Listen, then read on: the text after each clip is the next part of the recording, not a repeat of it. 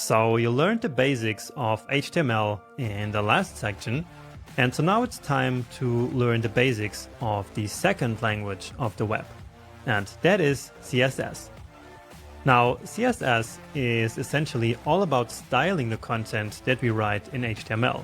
And so in this section, we will keep building our project and basically add some visual styles to it. We will also learn some theoretical concepts that are behind CSS so that you actually understand how CSS works. And this is really important because then once you start writing your own code, you will actually know what you're doing. So I hope all that sounds really exciting, and so let's get started.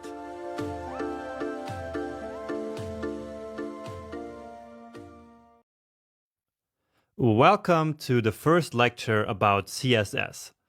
So just like we did in the HTML fundamentals section, in this section we will also start by looking at what CSS actually is, and we will learn some common terminology so that you always know what I'm talking about when I refer to different pieces of the CSS code. So, first of all, CSS stands for Cascading Style Sheets. And just like HTML, CSS is also one of the core technologies of the web. Now, remember that we use HTML to basically describe the content of a page. And on the other hand, we use CSS to describe the visual style and the presentation of the content that we previously wrote using HTML. So CSS and HTML work very closely together. And in fact, down here, you can see a web page, which is actually the project that we will build later in the course. So in the left side, you have just the content, so just the HTML.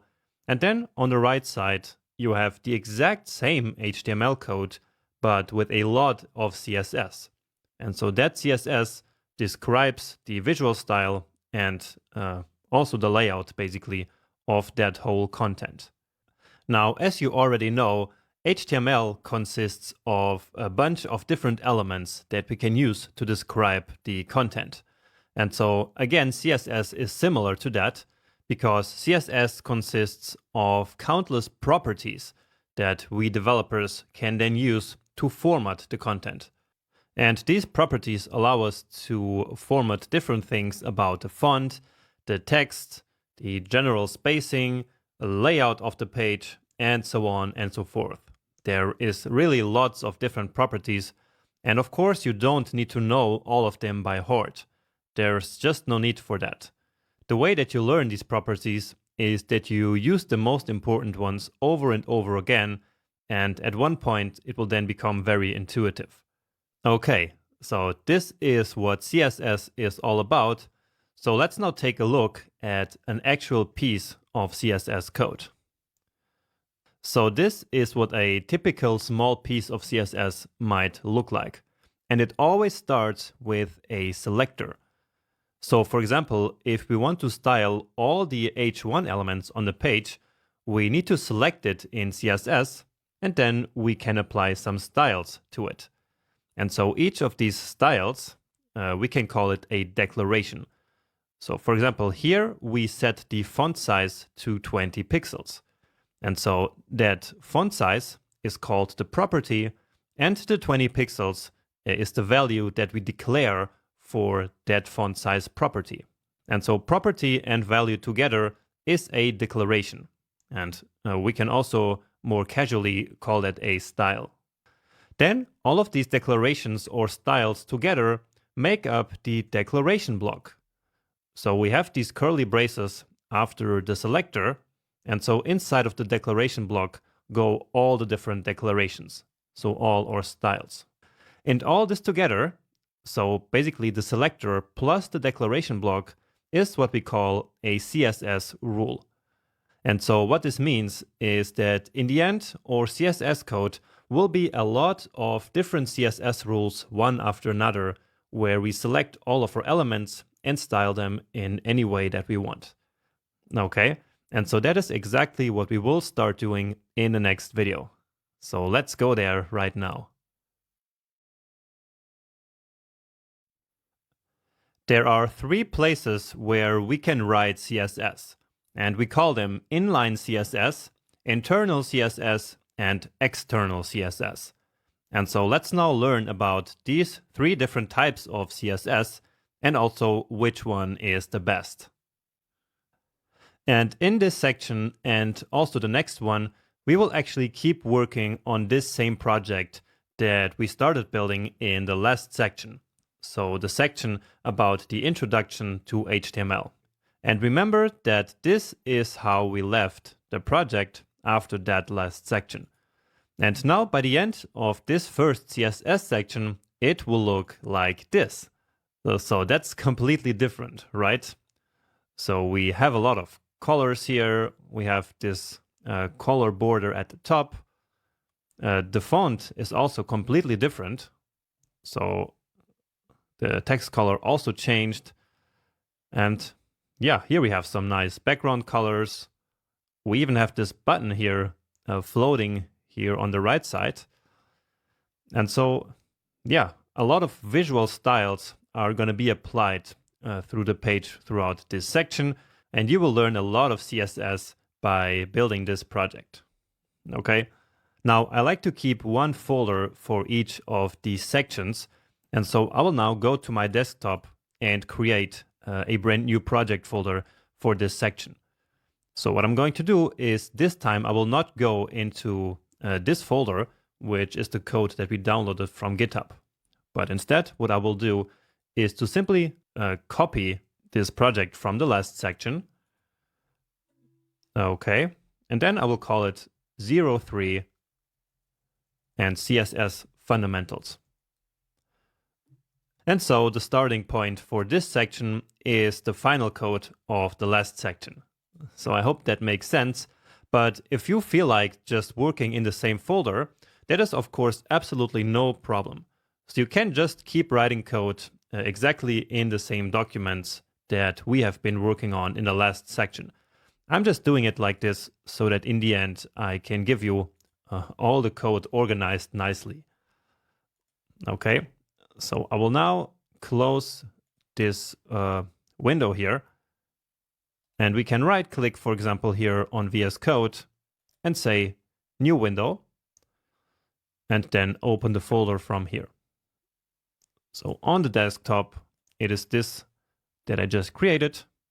Open it, and then as always, I'm pushing it to the left side. Now, yeah, we can put this here on the other side. But later we will need a little bit more space, because you see that there was some space here before, right? And so with this layout just being on the right side, there is not enough for that. But for now, that doesn't really matter. Now this one that we had before, now since we closed that window, it will no longer work. So if I reload here now, Google Chrome tells me that this site can't be reached. So I can just close this, and I can then click again here on Go Live now in this new window. Okay, so in this new project, which is actually the same, but it is a new project folder. And so for VS Code, it is like a new project. So if I click now on Go Live, it should start again. And so here is the way we left the project after the last section, which is the starting point of this new one. Great. But now let's finally get started with some CSS, right? So remember, there were three ways of writing CSS, and the first one was inline CSS. So let me start by showing you how inline CSS works. And inline CSS is basically just writing the CSS code inside, essentially, of the element. So let's say that we wanted to style this text here blue, so this H1. We could declare the style attribute like this, and then inside of this HTML element and inside of this HTML file, we would then start writing our CSS. So we can say color and then set it to blue. If I give it a save, then you see that it turned actually blue. So this worked, right? However, inline styles should usually never be used. Okay, I'm just showing this to you so that if in some case you see this here on some other code and some other web page, then you know what it is. But you should not use it when you code on your own. So when you build your own web pages or websites, then don't do this, okay? And so let's now move on to the second way of writing CSS, which is called internal CSS.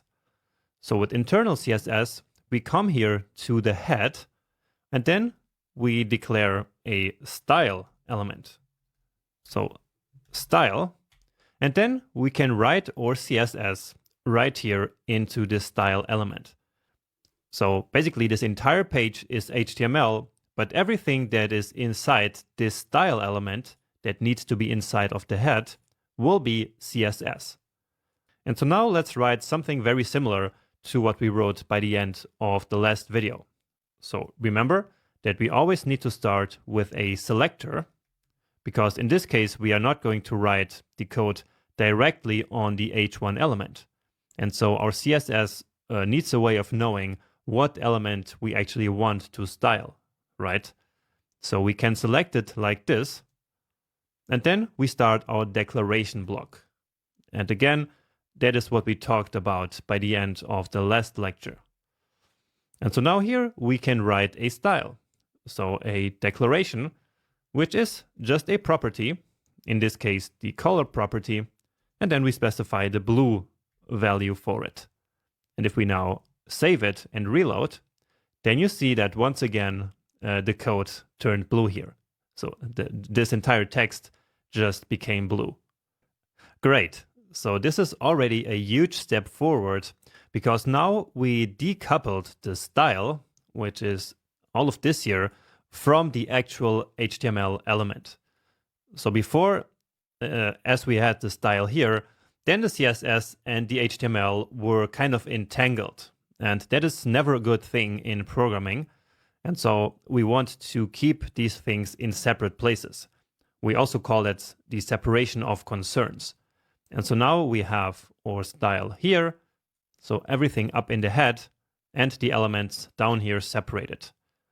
However, if we have a lot of CSS code, then that is also not really practical.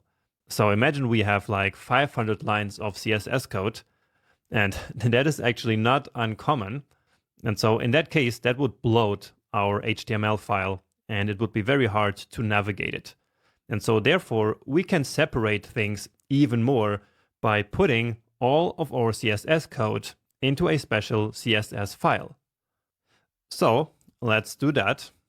So we click here again on New File, and this one here can have any name, but I like to call it style.css. Okay, so in HTML, the first page should usually always be called index.html. That's really a convention. But for the CSS file, you can give it any name that you want. But again, I like to call it style.css. Okay, and so this is what we now call external CSS, because we will move now this declaration block, or this rule actually, into a completely different file. And so this CSS is now external to the HTML. Okay, so we have our style here, and now we no longer need the style in here. Now, maybe you noticed that as I saved this, the blue color is actually gone. So why do you think that is happening? So why is this text no longer blue, even though we have the exact same code here as we had before?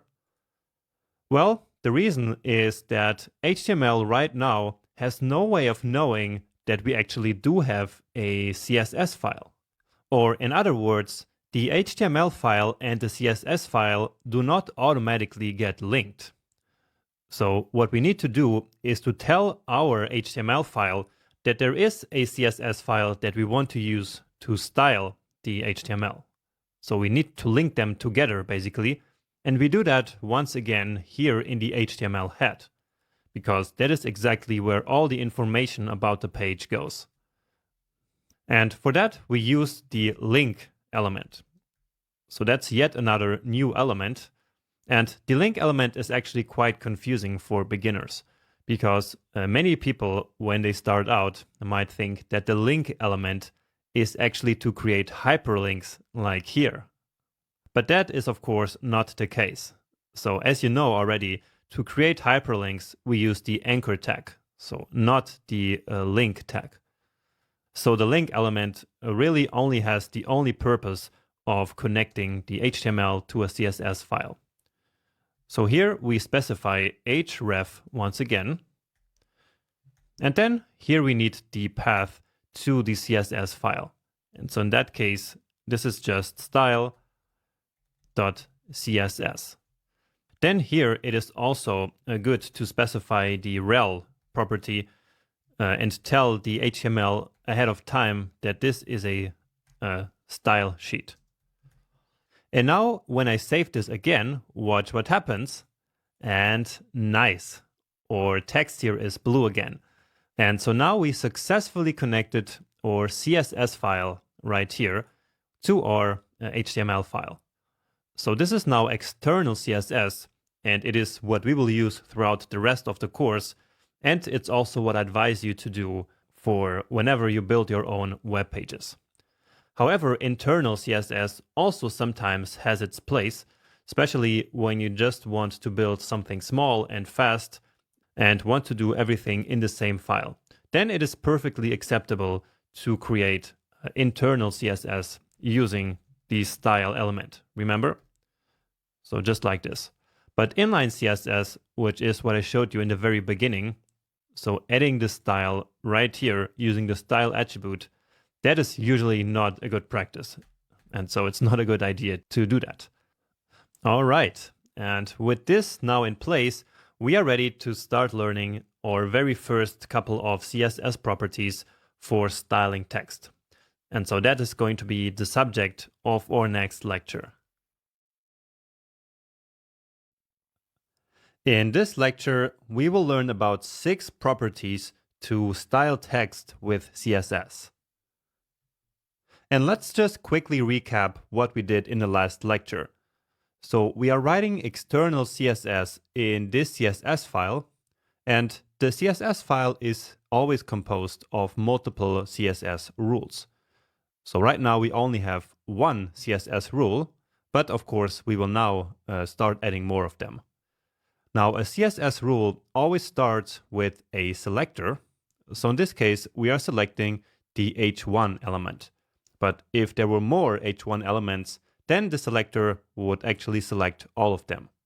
Then we have this declaration block here, into which we can write one or more declarations like this one.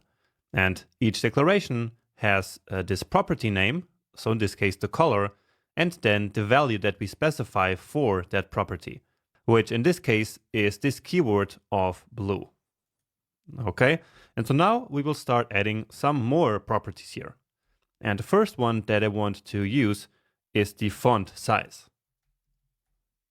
So here we can basically specify the size of the text. And each property can take different types of values, such as length or keywords. So you see that here in the color, the value is a keyword. But now here in the font size, we actually need a length. So basically the size of the text in this case. Now we can specify length using different units in CSS, but don't worry about that for now. So for now we will simply use the very simplest one, which is pixels on your screen.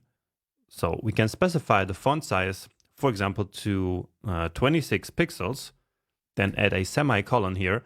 And so now the text on the screen will be exactly 26 pixels of your physical screen. So if I give this a save now, then you see that the text here decreased. And just remember that in case it didn't update on your computer and you are successfully connected to the live server, as you can see down here, then just manually reload the page here once, and then in the successful updates here of the code, it will then automatically reload your page. But anyway, let's now start adding the next property, which is the font family. And so here you can specify basically different fonts for your text. So just like you can specify a font in something like a Word document or a Google Page document, you can do the same in CSS. However, what's different in the case of CSS is that you cannot simply use a font family that you have installed on your computer, because that wouldn't then work for all the users that are going to visit your page in the future unless they also have that font installed on the computer, right? So there is a solution for that we will talk about later, but for now we will simply not actually specify a real font family, but instead just use the keyword that we want the browser to use any font size that is a sans serif. And sans serif, we will also learn a little bit later what that actually means, so in the design section of this course. But if we give this now a save, you see that this font here changed completely, right? So now it looks more clean, but what matters is that now as we update our page, in fact, the font family here of this heading now looks very different, right? So it no longer has these serifs, which are like these small things here at the end of the letters. And again, later in the design section, we will then learn how we can specify specific font families for our pages. But now let's take a look at our next property here for text, which is text transform. And so with text transform, we can basically turn a text uppercase. So you can see one more time that VS Code gives us a lot of suggestions here. So this whole list, and so the most used one here is actually uppercase. So uppercase like this, and the result is exactly what you would expect. So all the text simply turned uppercase. So this is a simple one. And now let's try another one, which is called font style. And here again, you see these options, and the most used one in this case is to set some text to italic. So let's check that out. And indeed, that is just what happened. So the text turned italic as expected. Great. So we already covered 4 properties and some of its possible values here. So we're making good progress. And of course, as I mentioned before, you do not have to start memorizing these properties here now. You will get used to them over time as you start using them more and more. And let's actually get rid of this one here, because we will actually talk about colors a little bit later. Okay, so let's now go to our next headings. So let's now style our H2 element. So that is this basically main heading of this article. And so we can use the properties that we already learned. And so if you keep typing these property names, they will start getting into your brain. So this one, let's actually make it even bigger than the H1. So really big, like 40 pixels. And that's no problem at all. So just because the H1 is the main heading of the page, it doesn't mean that it also needs to be the biggest one. So being the H1 is really all about semantics, not only about what it looks like. So we have a nice big text, and now let's just make it also a sans serif. So giving it this modern look and feel. So the sans serif keyword. And here we go. Next up, let's style our paragraphs. And so as I mentioned before, by selecting the P element like this will actually select all the P elements that are on our page. So this paragraph here, and this, and really all the ones that we have here on the page. Okay. So let's give it again a font size, let's say of 22 pixels. And for now, all of these length here, so all of these numbers that I've been using are kind of random. But later we will also learn how we can use a system so that we can basically automatically figure out which font sizes we should use. Okay, now I also want to change the font family again. And once again, using sans serif. And nice. That looks very nice already. And if we compare it with our demo, then we can see that we start getting closer to our demo page. So what we want to achieve in the end. There is actually just one more thing that I want to change here in the paragraphs, which is to specify yet another new property, which is the line height. So I will first actually specify it, and then you will see the difference in the text. So here we actually use a value without a unit. So in this case, this 1.5 simply means that the line height will be 1.5 times the font size. All right, so by default, the line height is simply 1. But now if we set it to 1.5, then you should see the space between the lines here increase. So between here and here and here. So look closely at that as I now click here to reload the page. And you see that really changed. Right? And we could set it even higher, of course. And then we would get even more space. But that looks already a bit too much. So let's go back to 1.5 like this. Now, by the way, something quite interesting happened here that maybe you noticed. So remember how inside of these paragraphs that we just styled, we have different elements such as this italic text, which is an EM element, remember? So here in this paragraph, for example, we have the EM element, or here in this paragraph, we have the strong element, right? Or down here we have the anchor. So this element right here.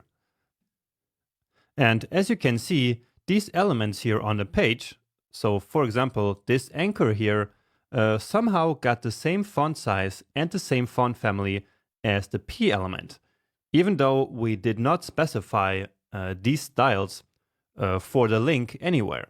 So we didn't specify the font size and the family and the line height, not for the anchor, not for strong text, or not for strong elements, and also not for the EM element, right? But still, they got these styles applied to them somehow, right? And the reason for this is a very important mechanism called inheritance.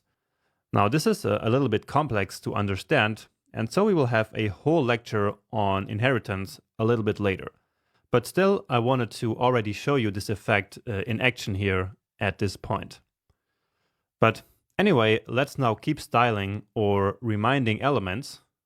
So starting with H3, and let's put that here after the H2 to group our rules here in a logical way. So the font size in this one, let's make it like 30 pixels. So that's going to be this one here, exactly, and this one. So again, we have multiple H3 elements, and so by using the H3 selector here, we will select all of them. Now just the font family again, and setting it to sans serif. All right, and now finally we have the H4 heading. So that's this one here. So let's again set the font size and the font family. So 20 pixels. And here's sans serif. And actually, let's also turn the text uppercase here. So, and remember how we use the text transform property for that. We set it to uppercase like this. Nice. And now there is just one final property that I want to show you to basically style text, which is that we can also align text. So again, a little bit like we can do in Microsoft Word or in Google Pages or something like that. And so for that, we use the text align property. And again, you can see the options here. So one interesting one that we can use is to align the text to the center. And so guess what will happen now when I save it? Well, we need to go down here again. And you see that now it is in the center of the page. And technically it is in the center of its parent element, but that parent element basically occupies this entire page. And so therefore it is now at the center of the page. All right. And so now the only thing that we are missing is these list items here. So all of these 5 and these 3, and also these anchors. So the links. But we will style the links a little bit later because there are some special cases for links. So let's just finish this video by styling these li elements. All right. Let's do that down here. And notice how we do not style the OL element and the UL element that are the parent elements of the list items. Okay. So remember that the list itself is an OL or it is a UL, but we do actually style the LI elements. Okay, and so again, let's set the font family to something. So to sans serif, actually. Give it a save. And we also want to change the font size one more time.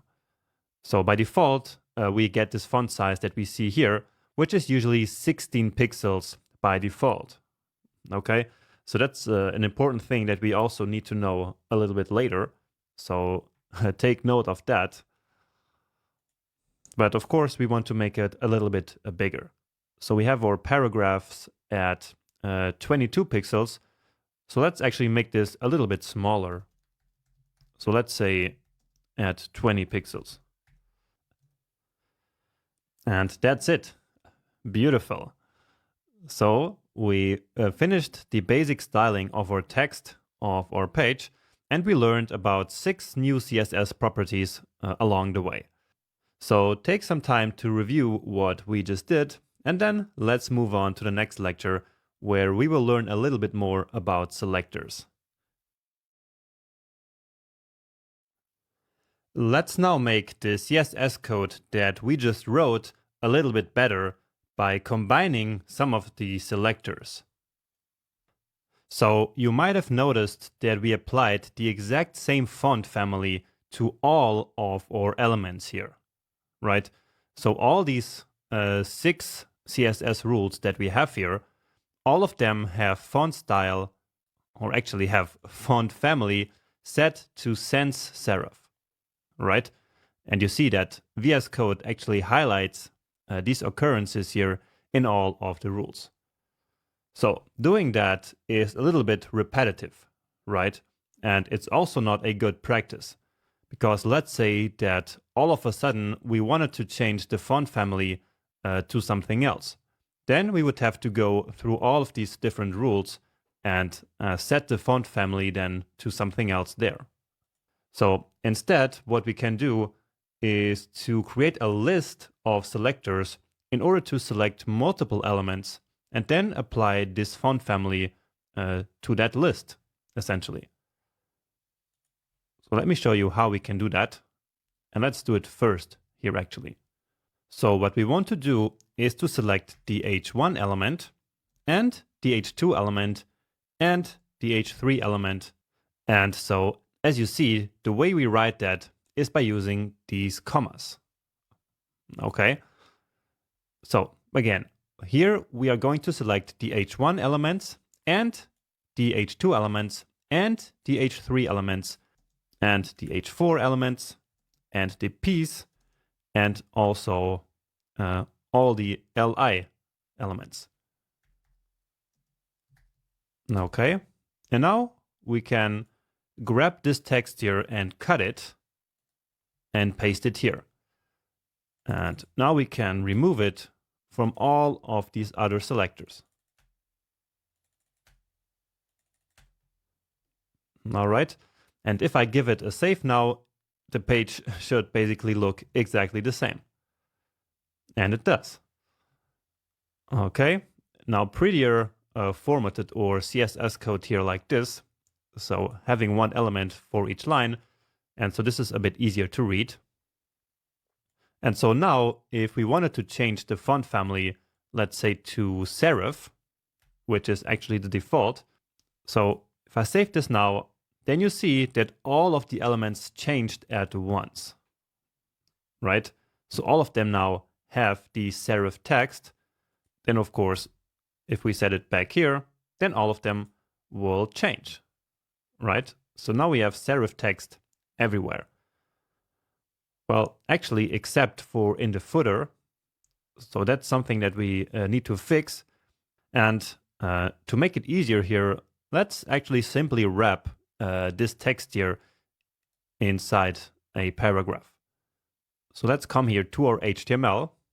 So this is really important that you do this. And so create a new element here, and it automatically closed it. So let's just then grab this text and paste it here. And you see that now this paragraph looks just like all the others. Okay, so don't skip this step. Please do this because we will now need it for another example. And in fact, let's look at that example right away. So the size of our paragraphs is 22 pixels. And so of course, now the paragraph that's in the footer, so this one, is also 22 pixels.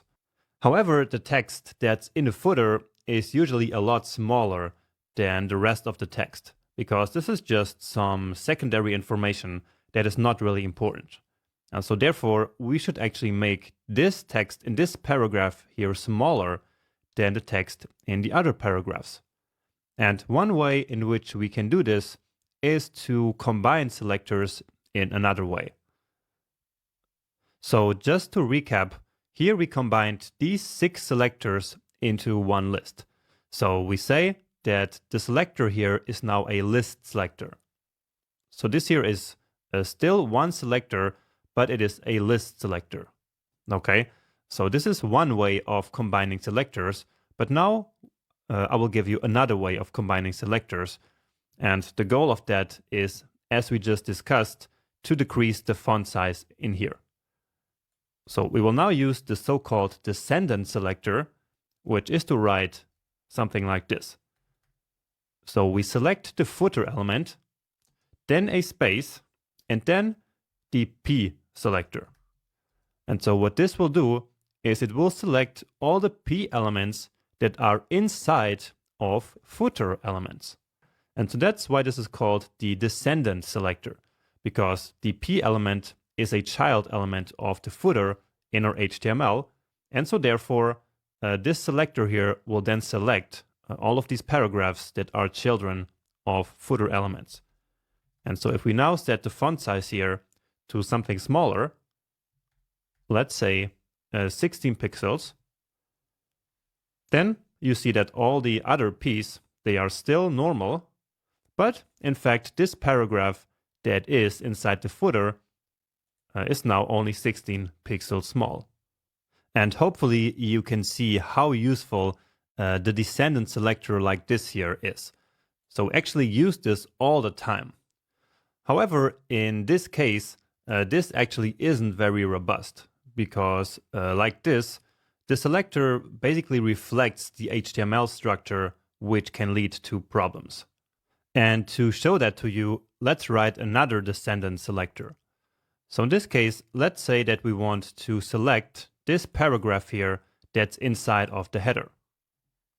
So remember that we have a header here in the article. So this one here, and we have a P. So let's say we wanted to style that italic. So make the text italic. And so using what we just learned, we could say header, and then the P that is inside there, and then say font style and set it to italic. Okay, so this worked just fine, But now imagine that for some reason we also added a paragraph to this header element that is up here in the page. So let's try that. And remember that here we have another header, right? So as I was just saying, let's add a P here, test paragraph. And you see that this one is now also italic. However, what we wanted was only this paragraph here to be italic and not this one, right? So we need to solve this somehow, and actually we can solve it. It is not too hard. Well, at least in this case, because this header here is inside of the article and this one is not, right? And so we can actually create a nested descendant selector. So we can have a descendant inside a descendant. So what I mean is basically writing this. So we only want the paragraphs that are inside of headers, which are inside of articles, to be italic. So let's give it a save. And now only this one is italic and this one here not anymore. So this actually works, but we are now even more encoding the HTML structure into our CSS selectors. And that can make our code hard to maintain in the future if we ever change our HTML. And so that's not a good idea. So if we think about this, wouldn't it actually be a lot better if we had a way to basically give some elements names and then use these names to select them? Well, we actually can do that, and it is exactly the subject of the next lecture. So let's go there right now. At the end of the previous lecture, we discussed how it would be nice to be able to name some elements and then use those names to select them in CSS. And so in this video, we will learn to do exactly that using classes and IDs. So remember how in the last lecture, we wanted to style only this text here as italic, so this paragraph that is inside this header, but not this other paragraph that is also inside of a header. So we came up with the solution of selecting only the paragraphs inside of headers that are inside of articles. Remember that? The problem with this is that this essentially encodes the HTML structure into our CSS selector, and that is not a good idea. And so instead, we will now basically name this element here with something called an ID, and so with that, we can then avoid writing a big and a long selector like this. So let's go here, and the paragraph in question is this one here. And so now we can specify a special attribute called an ID. So the attribute is called ID, and now let's simply call this one author. So remember this name here, author. And so now this element here, this paragraph, is basically called author. And so now in our CSS, we can use the hash selector. So this one, which is in fact the ID selector. So hash, and now the name of the ID that we just specified. And now here we can one more time set the font style to italic. All right. And now we can get rid of this code here because it's no longer necessary. Now, instead of deleting this code, I actually want to keep it here. And so we can do something similar as we did in HTML, where we wrote comments. Remember that? So here we wrote some HTML comments to keep this code here without being actually active, right? And so in HTML, we can do the same. It just works in a different way. So in CSS, we write the slash, then the star, and then from this place on, everything else will be a comment. So we need to close this comment because, of course, we want this code to be active. And so we write now the opposite. So star and slash. So now only this is gray, and so only this is a comment.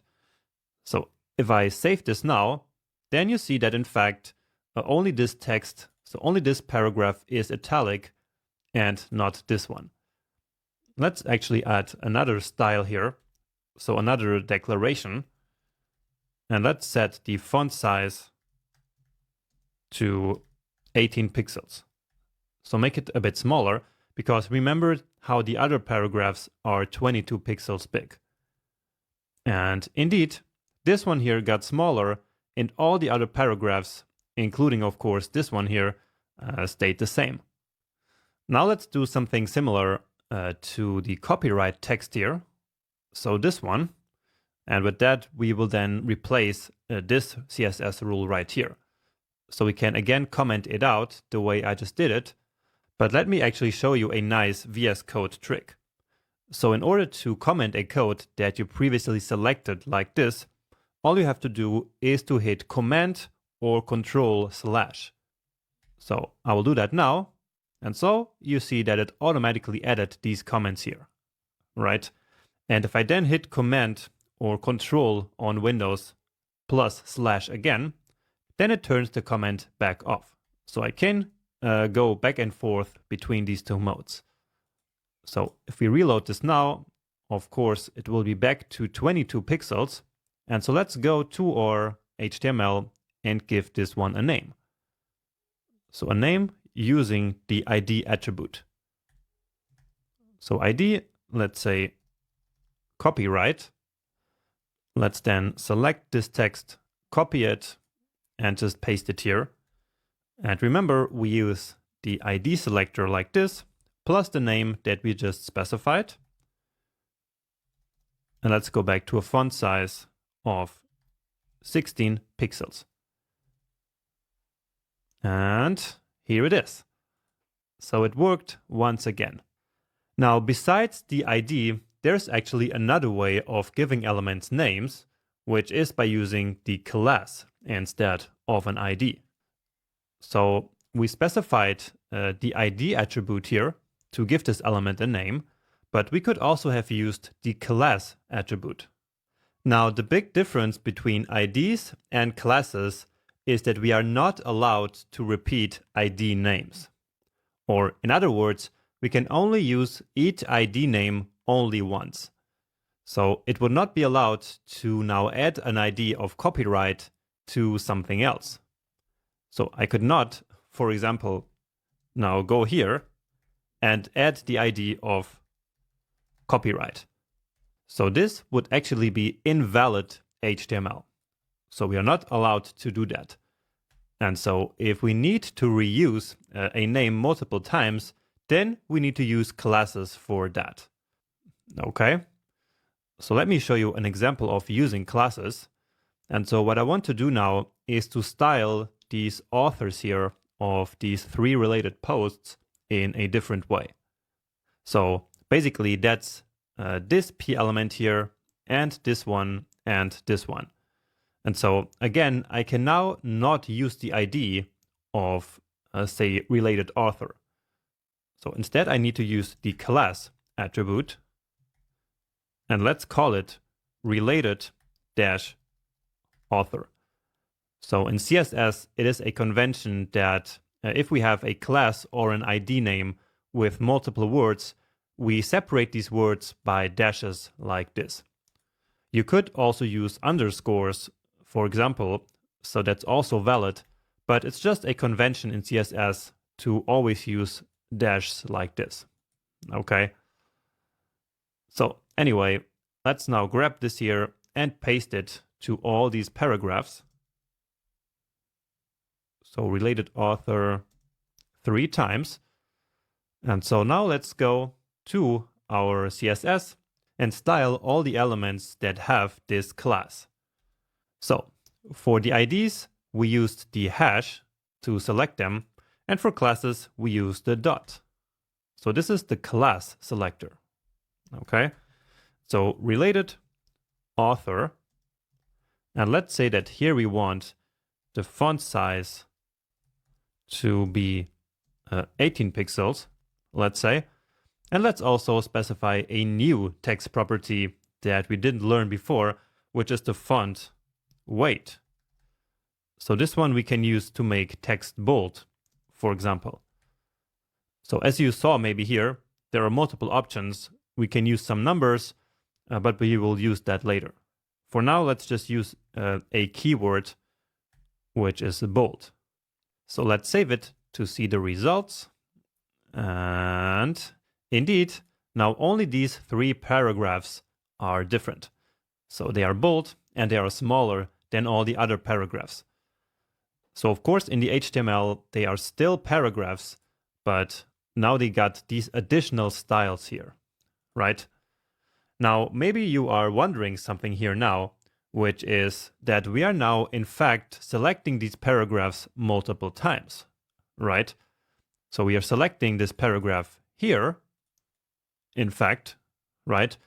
But we are also selecting it here, and we are selecting it actually also up here. So 3 times now we selected this paragraph. So you might be thinking which one of these gets applied actually.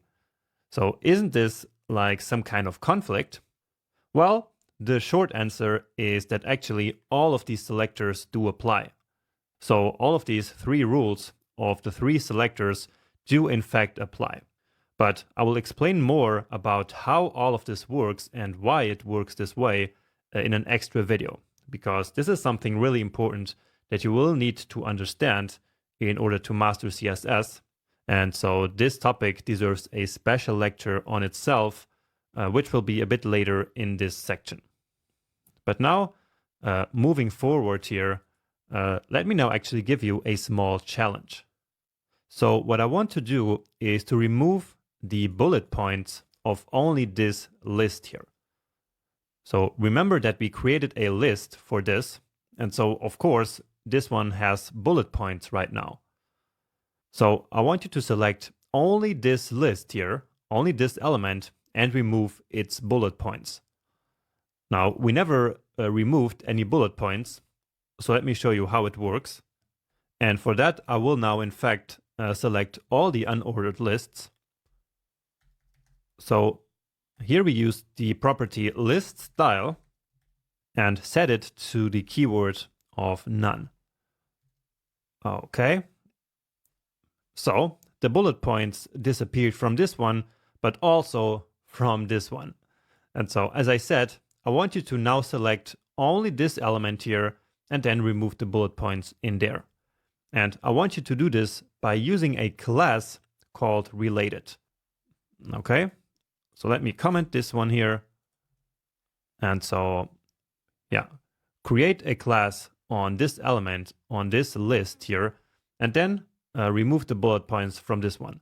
And I will see you back here in a minute once you are done. Okay, so let's start by going to the HTML. And then, of course, this here is the UL that we want to select. And remember how I wanted you to use a class, and I will explain a bit later why. So we used a class here called related. And now we go to our CSS and select this element with the class that we just named. So of course using the class selector like this. And now only on this one, we say that the list style should be none. Give it a save. And so this one still has the bullet points and this one doesn't. Great. So we did this because we don't want this list here to actually look like a list. It should only semantically be a list of related posts. But anyway, let's now go back to our HTML and talk a little bit about why we used a class and not an ID. Because in fact, there's only one list element of related posts, right? So we could easily have called this an ID, right? Because remember that the IDs are for names that are only used once, while classes are used when we want to give multiple elements the same name. So when we want to style multiple elements the same way in CSS. So knowing about that, why did I tell you to use a class and not an ID? Well, the reason for that is that usually in the real world, we never use IDs. We always use classes because by using classes, we are prepared for the future. So imagine that we used, in fact, an ID of related, but then at some point later, somewhere on the page, we wanted to add another list of related posts. Maybe we wanted one in the sidebar and we wanted one in the footer. So imagining a more complex layout. That would completely be possible, right? But then if we had used an ID of related in the beginning, we would now have to go back and change that ID to a class so that we could now add another list of related posts. And so that would be a source of error if we, for some reason, forgot that. And we would also have to go to our CSS and change that there. So if first it was an ID of related, we would now have to come back here and change it to a dot, so to the class selector. And while this doesn't seem to be a big problem, it can actually lead to bugs, so to errors in the code if we have a really big project. And so by default, we simply avoid this potential problem by simply always using classes. Okay? Now I will still keep this ID here for you. So this ID of copyright and this ID of author, just so you also know how to work with IDs. But in the future, I will actually no longer use IDs because, as I just said, in the real world, we simply always use classes, even if we only use the class name once. Because by doing that, we are making our code ready for the future and ready for potential changes. Okay? So I hope that made sense. And you can now go ahead if you want and name some more elements and style them in different ways if you feel like it. So basically to practice this a little bit. And then if you'd like, you can come with me to the next video where we will start working with colors. Welcome back. In this lecture, we will learn how to work with colors in CSS. However, before we can actually go back to our CSS, we first need to learn a little bit about the theory of how to represent colors using code. Now, there are many ways of representing colors in computers and basically in writing code, but one of the more traditional models is the RGB model. So in the RGB model, every single color can be represented by any combination of red, green, and blue colors. So that looks something like this. And maybe you have already seen a diagram like this somewhere in school or something like that. So anyway, in order to actually represent a certain color, we need to give each of the three base colors any value between 0 and 255. And so with that, we can define a total of 16.8 million different colors. So let's understand this a little bit using our diagram here. And starting with the pure red color, of course, in this channel, red is at the complete maximum, which is 255, and the other two channels, so the other two base colors, are at 0. So there's no green whatsoever and no blue whatsoever. And so this is why this is pure red. So again, the red channel is at the maximum value and all the other ones are at 0. And the same, of course, for blue and for green. So in blue, the blue channel is at the maximum of 255 and the other ones at 0. And in green, basically the same happens for green. Next up, we have white. And in white, we have all the three colors at the maximum of 255. So basically having all the colors at maximum gives us a complete white, while at the other end of the spectrum, when we have all the colors at 0, we get a complete black color.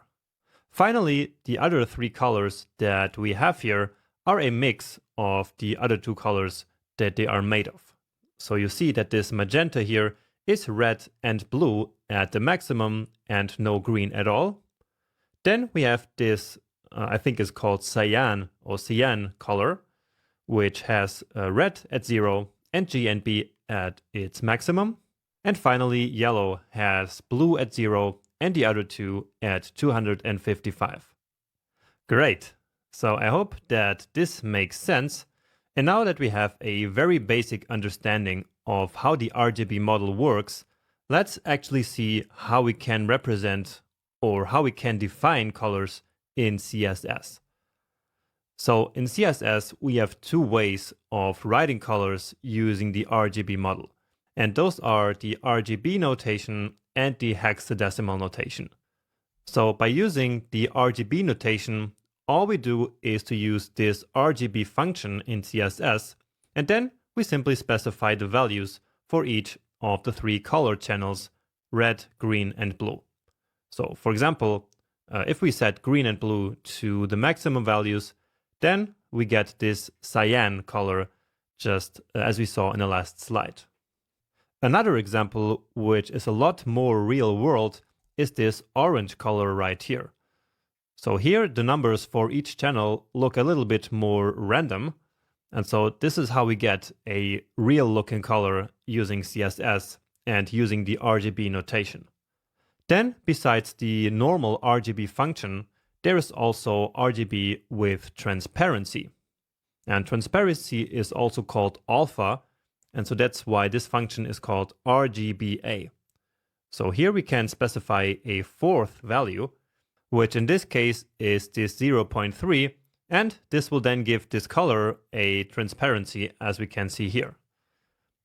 Looking at this other example, if we, for example, define an alpha value of 0.7, then we see that this color is actually transparent as visible when we put it on top of another color like this green square.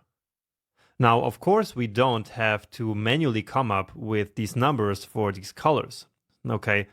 So we don't have to manually write 244, 179, 63 in order to get this orange. So usually we just copy a certain color from somewhere, or we can also generate it with a color picker in VS Code. And so that will then automatically give us these numbers. But all this is still very important so that you know what these numbers actually mean. Okay, but moving on, let's now talk about the hexadecimal notation, which is actually a bit more used in CSS. So here in the hexadecimal notation, we don't use a scale from 0 to 255, but instead we use a scale from 0 to FF. And FF is basically the same as 255, but in a hexadecimal scale. And we don't need to go into what that actually means, but basically hexadecimal numbers do not go from 0 to 9, but from 0 to 15. So there are 16 different numbers and not just 10. And the last one is the F. And so that's why FF here means 255. Now, translating that to CSS, we write hexadecimal notation like this, with the hash, then the value for red, green, and blue, just as I have it here on the screen. And so this then gives us, of course, the exact same number as with the RGB notation. And the same can, of course, be done with this orange example color that I have down here. So we can represent this using F4B33F. And again, this looks kind of random, and so we usually just copy this from the color picker in VS Code. Now, in hexadecimal notation, there's also something called the shorthand, which we can use when all the colors are identical pairs. So in our cyan color here, we have 2 zeros, 2 Fs, and again 2 Fs. And so we can abbreviate that into our shorthand, writing 0FF. All right. And now a little bit about how we actually do things in practice in the real world. So in practice, we mostly use the hexadecimal notation. And then if we need transparency, we use the RGBA function. So as you see here on the left side with the alpha value. Finally, just something about grays, which are a special kind of color that we need all the time in CSS. So basically, in the RGB model, when the three colors in the three channels are exactly the same, what we get is a gray color. So at both extremes of the spectrum, when all of the values are 0, we get complete black, and when all of them are at maximum, so at 205 or at FF, then we get white. But of course, there are many other gray colors in between that we can use. And to be precise, there are exactly 256 pure grays to choose from. And one of them is this one, for example. So where red, green, and blue are all at 69. So this gives us this nice gray color, which has the hexadecimal code of 444444, which in the shorthand notation can be written as just 444. So this one I like to use a lot for text color. And of course, let's take a look at another example. And this one has all the values at 183, and it can be represented as B7, B7, B7. So in the hexadecimal notation, you will see once again that the three pairs here are exactly the same. And so this is the signal that we have, in fact, a gray color. Okay, so now that we know a little bit about the theory of color in code, and in CSS code in particular, let's now quickly learn a couple of CSS properties where we can actually use colors in practice. And the most simple CSS property that requires a color value is simply the color property, which we actually already used before. So let's say that we want this H1 here to have a different color. So let's say color, and then I will just specify some blue color here. 10, 98, and AD. And so this gives us this nice blue color. So as we just learned, we have 10 or 10 in the red channel, 98 in the green channel, and AD in the blue channel. Now, as I mentioned before, we usually use the VS Code color picker. So we get that by simply hovering over a color, and then from here we can choose like any color that we want. Right?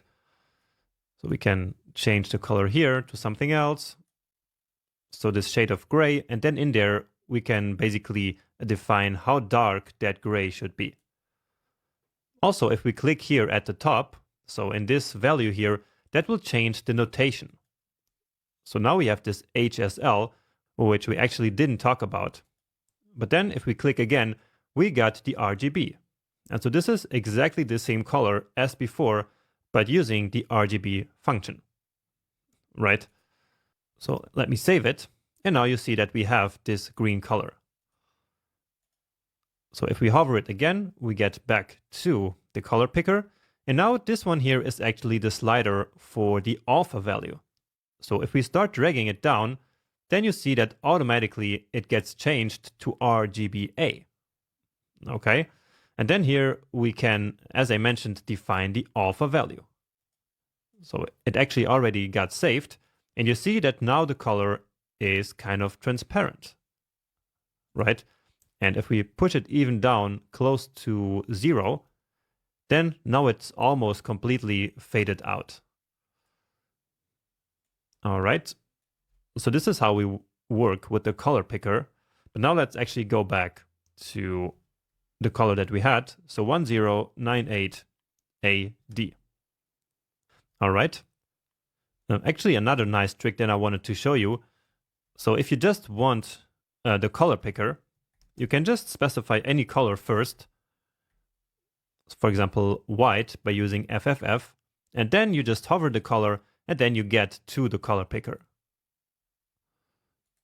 All right, so if you wanted, for example, this pink, you can choose that here, maybe with some alpha, and there you go. And now it applied this pink color, because when we have two same definitions, it will simply use the last one. But again, more about that a bit later. So let's get rid of that. And now we actually also want the H2 and the H3 with the exact same color. So this one and this one. So how should we do that? Should we simply copy this property here, so this declaration, and then paste it here and here? Well, not really, right? Because then we would have the exact same code in multiple places. And that is never a good idea, because imagine that then we wanted to change the color, for example, to orange. Then we would have to go through all the 3 color definitions and change them there. So change them one by one. And of course, that's not what we want. So instead, we can define a list of selectors just like we did here. But now only with the ones that we want the blue color to apply to. So that's H1, H2, H3. And now let's simply grab that and paste it here, give it a save, and there you go. So now the H1, H2, and H3 have this blue color. And now, as you also might have noticed one more time, we have now yet another selector that is applying to the H1. So we have this one, and this one, and this one. And in fact, all the styles of all of them are now applying to this element. Next up, let's also define a color for the rest of the text. So right now, the rest of the text is completely black, but let's use that gray color that I showed you in one of the slides. And actually, let's do that here. So we want this text to apply to everything, basically, even these here, and the color will then get overwritten later. And again, we will learn about why and how that works in a separate lecture. So remember, for a gray color, it needs to have the same values in all 3 channels. And so let's say 444444, like this. And if you remember the shorthand, then we can abbreviate this even more, because each of the pairs is the same value. It's always just 44. And so we can make this even shorter, just like this. Give it a save. And now indeed, all of this text here is this gray color, except for the H1, 2, and 3, which are overwritten here a little bit later. Great. So let's now talk about another CSS property that can accept a color value, and that is the background color property. So let's now give our main page header a slight gray background color to distinguish it a bit from the rest of the content. So how could we do that? Let's come all the way down here. And the first thing that comes to mind is to simply select header like this, right? And so here is that new property called background color. And here let's use another nice gray color, which is F7, F7, F7. So again, you can see that the colors in the 3 colors, so the 3 main RGB channels, are exactly the same. And by the way, here in the color picker, no matter what color you're in here in this color slider, here on the left, there's always this shade of grays.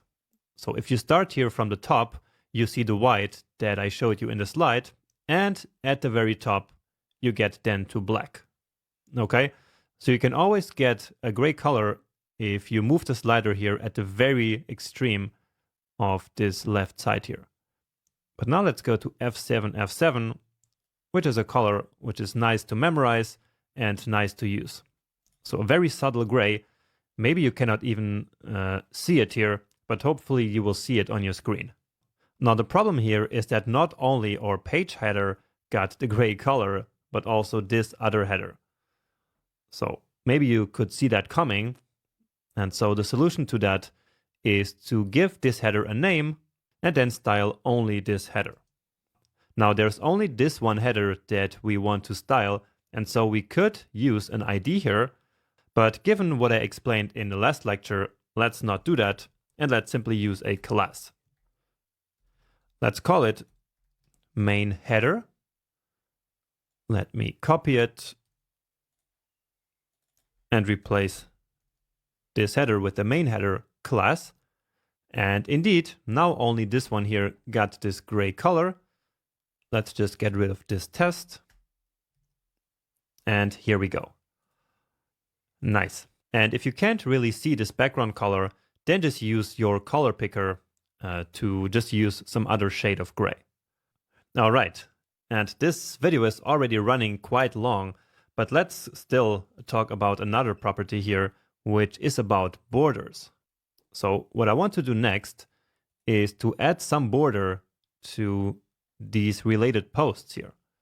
So basically to make them now look something like this. All right, so we have at the bottom and at the top here, this blue border. So that's not hard to do at all. So let's just see what's the element here. And it is this aside. So let's just select it here using this element selector.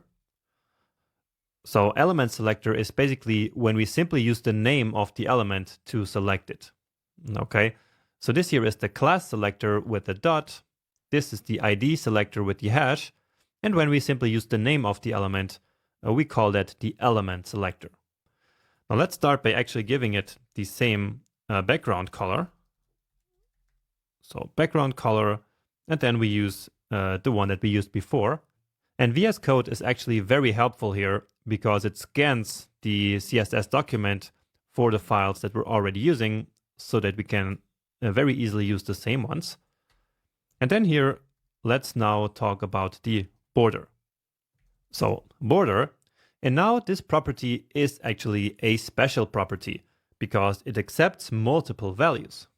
So let's define the width of the border as 5 pixels, the style of the border as solid,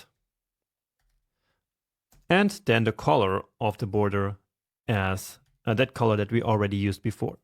So this blue. Okay, let's just give it a save, and then I will explain a little bit more why it works this way. And indeed, here is our blue border. Beautiful.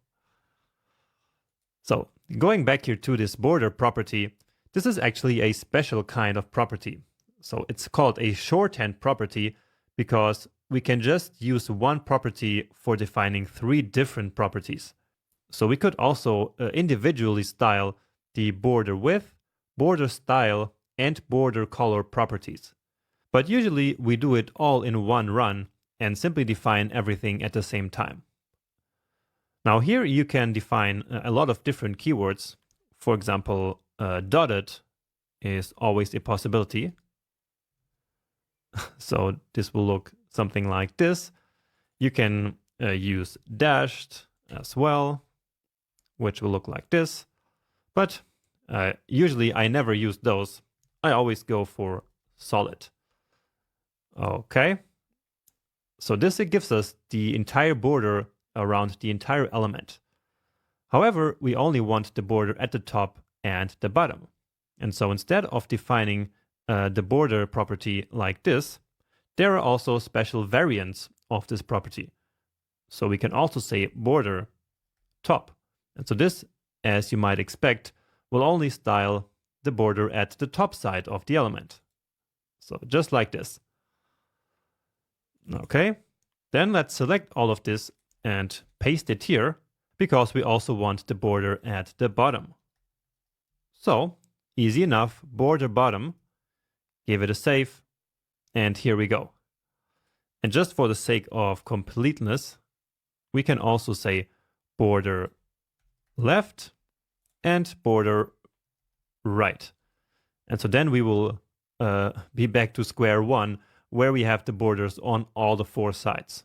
And so, of course, this doesn't make sense. Then we would simply use the border property. These ones we don't want anyway. And so we are back to this result. All right. And this is how we work with colors in CSS. Now, let me just quickly mention that we can also use these predefined color names just as we did in the very beginning with the color of blue. So quickly show that to you. So let's say that we wanted to set a background color for the entire web page. So that's also possible simply by adding a style to the body. So we can just do background color like this. And here we can specify one of these names. So if I give it a save, then everything has this very beautiful blue color as the background. Except, of course, the elements that we specifically gave another background color, right? Or we could use something else. So usually if you just start writing some color name, you will get a lot of suggestions here from VS Code, and then you can select one of them like this. Okay, but of course we don't want that, so let's just comment out this code by hitting Command or Control /, and then we are back to normal.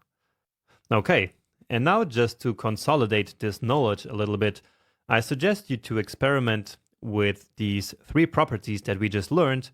For example, by adding some borders to some more elements, like some headings or some lists, and also changing some more text colors. And especially important would also be to play around with the color picker a little bit on your own. So just take 10 or 15 minutes to do that, and then I see you in the next video. Let's now learn about something called pseudo-classes. Now, pseudo-class sounds very strange, but it is actually pretty straightforward. And as an example, let's try to style the first list elements different from the other ones. So we have this list here and this list. And so, as I just said, let's try to style the first element of each of the lists differently. For example, by making them bold. So this element and this element. Now, the straightforward way of doing this would be to add a class to each of them and then style them, right? So let's actually try that first example. So here is one list. So let's add a class of firstLi, and then let's do the same to the other lists that we have up here. And then back in our CSS, let's select all the elements with the firstLi class. And then remember, to make text bold, we use font weight set to bold. And indeed, here we are. So now this one is bold and this one, but we can actually do better than this. So instead of doing this manually, we can actually have CSS automatically figure out which is the first Li element inside of a container. So let's actually do that.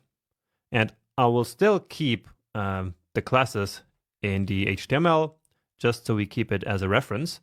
But now let me show you how we can actually do it better. So we start by using Li, which will basically select all the Li elements, but then we use a pseudo class. And we start a pseudo class by writing a colon like this, and then the one that we're interested in here is called first-child. And that's it. And now here we can say font weight and set it to bold. So let's see. And indeed it worked. Now they are back to being bold. So we basically changed our selector here and added a pseudo class to it. And what this first-child pseudo class does is that it will select an Li element, or actually it will select all the Li elements that are the first-child elements of its parent elements. And so that is exactly the case right here and right here. Right? So this Li element here is the first child element of its parent. So in this case, the OL element. And therefore, this selector that we wrote here will target that element. And the exact same thing is true for this other list down here. Okay, so let's try another one. Again, Li. And then we also have one called lastchild. And here let's make it italic. So font style and set it to italic. And indeed, now the last one became italic. So both here and both here. Because again, both of them are li elements that are now the last child inside of its parent container. Next up, we can actually also target a specific child. So for example, the third or the second child. So for that, we use the nth child pseudoclass. And then here we actually need to write parentheses like this, so we can specify which of the childs that we want. So let's say we want the second child to have a color of red. So using just a coded color name here, let's see, and indeed, here it is. Or if we tried the third one, then indeed it would be the third one here and here as well. And even better than that is that we can actually use some keywords here. So we can write odd, and now all the odd elements will be red. So element number 1, number 2, or actually number 3, and here it's element number 1, number 3, and number 5. And if there were more, then it would select number 7, 9, 11, and so on and so forth. And of course, if we can do odd, then we can also do even. So that will then select number 2, 4, 6, 8, and so on and so forth. So you see, number 2, and here 2 and 4, right? So this technique is quite useful, for example, to style tables, which oftentimes have like alternating background colors. So I'm sure you have seen that somewhere. And so it's very helpful for that, this technique here. Now let's actually comment out this property here, because we don't want our text here to be red actually in the final page. All right, so this was just to show you everything that we can do here. Now finally, let me clear up a common misconception that there is around these pseudoclasses. So let's say that we wanted to select the first paragraph element that's inside of the article. So let's check that out here in our markup. So inside of the article, the first paragraph would basically be this one here, right? So let's see what we can do here. So what I just said is basically article and then P. So that's the descendant selector, right?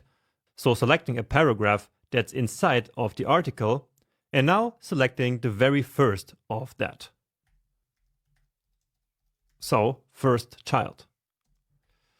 And now let's say we want the color to be red in this one. But as we reload this and check out our page, you see that nothing happened. So no paragraph actually turned red. So again, the misconception is that this selector here should have selected the first P element inside of the article. And so this would be this one, right? So as we just saw before, this paragraph is in fact the first paragraph inside of the article. However, this is not how the firstchild pseudoclass actually works. Instead, what CSS will do is to select a P element that is actually the first child of the article. All right. So the P element is the first P element inside of the article, but it is not the first child of article. The first child of article is actually header, right? It is not a paragraph. And so therefore, this selector here does not work in the way that maybe we might think it would. So this would only work if a paragraph would actually be the first element of the article. So let's do that. So if we save now, then indeed we get some red paragraph. So now this paragraph is the first child of the article. And so therefore, now our selector applies. All right. Now let's see the end of our article. So it ends here. And we can see that a paragraph is actually the last child of the article element, right? And so what would work is this. So let's see our result. And indeed, now this text is red. And so it makes sense, right? Again, this worked because it is a p element inside of the article, and it is indeed the last child of that article. And so therefore, this selector then applied and did exactly what it should do.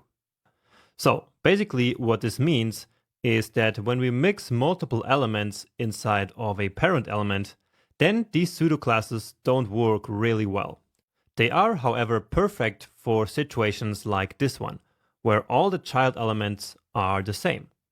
So in a list like UL or OL, all the child elements are supposed to be LI, and so then this pseudoclass like firstchild, lastchild, or nth child work perfectly.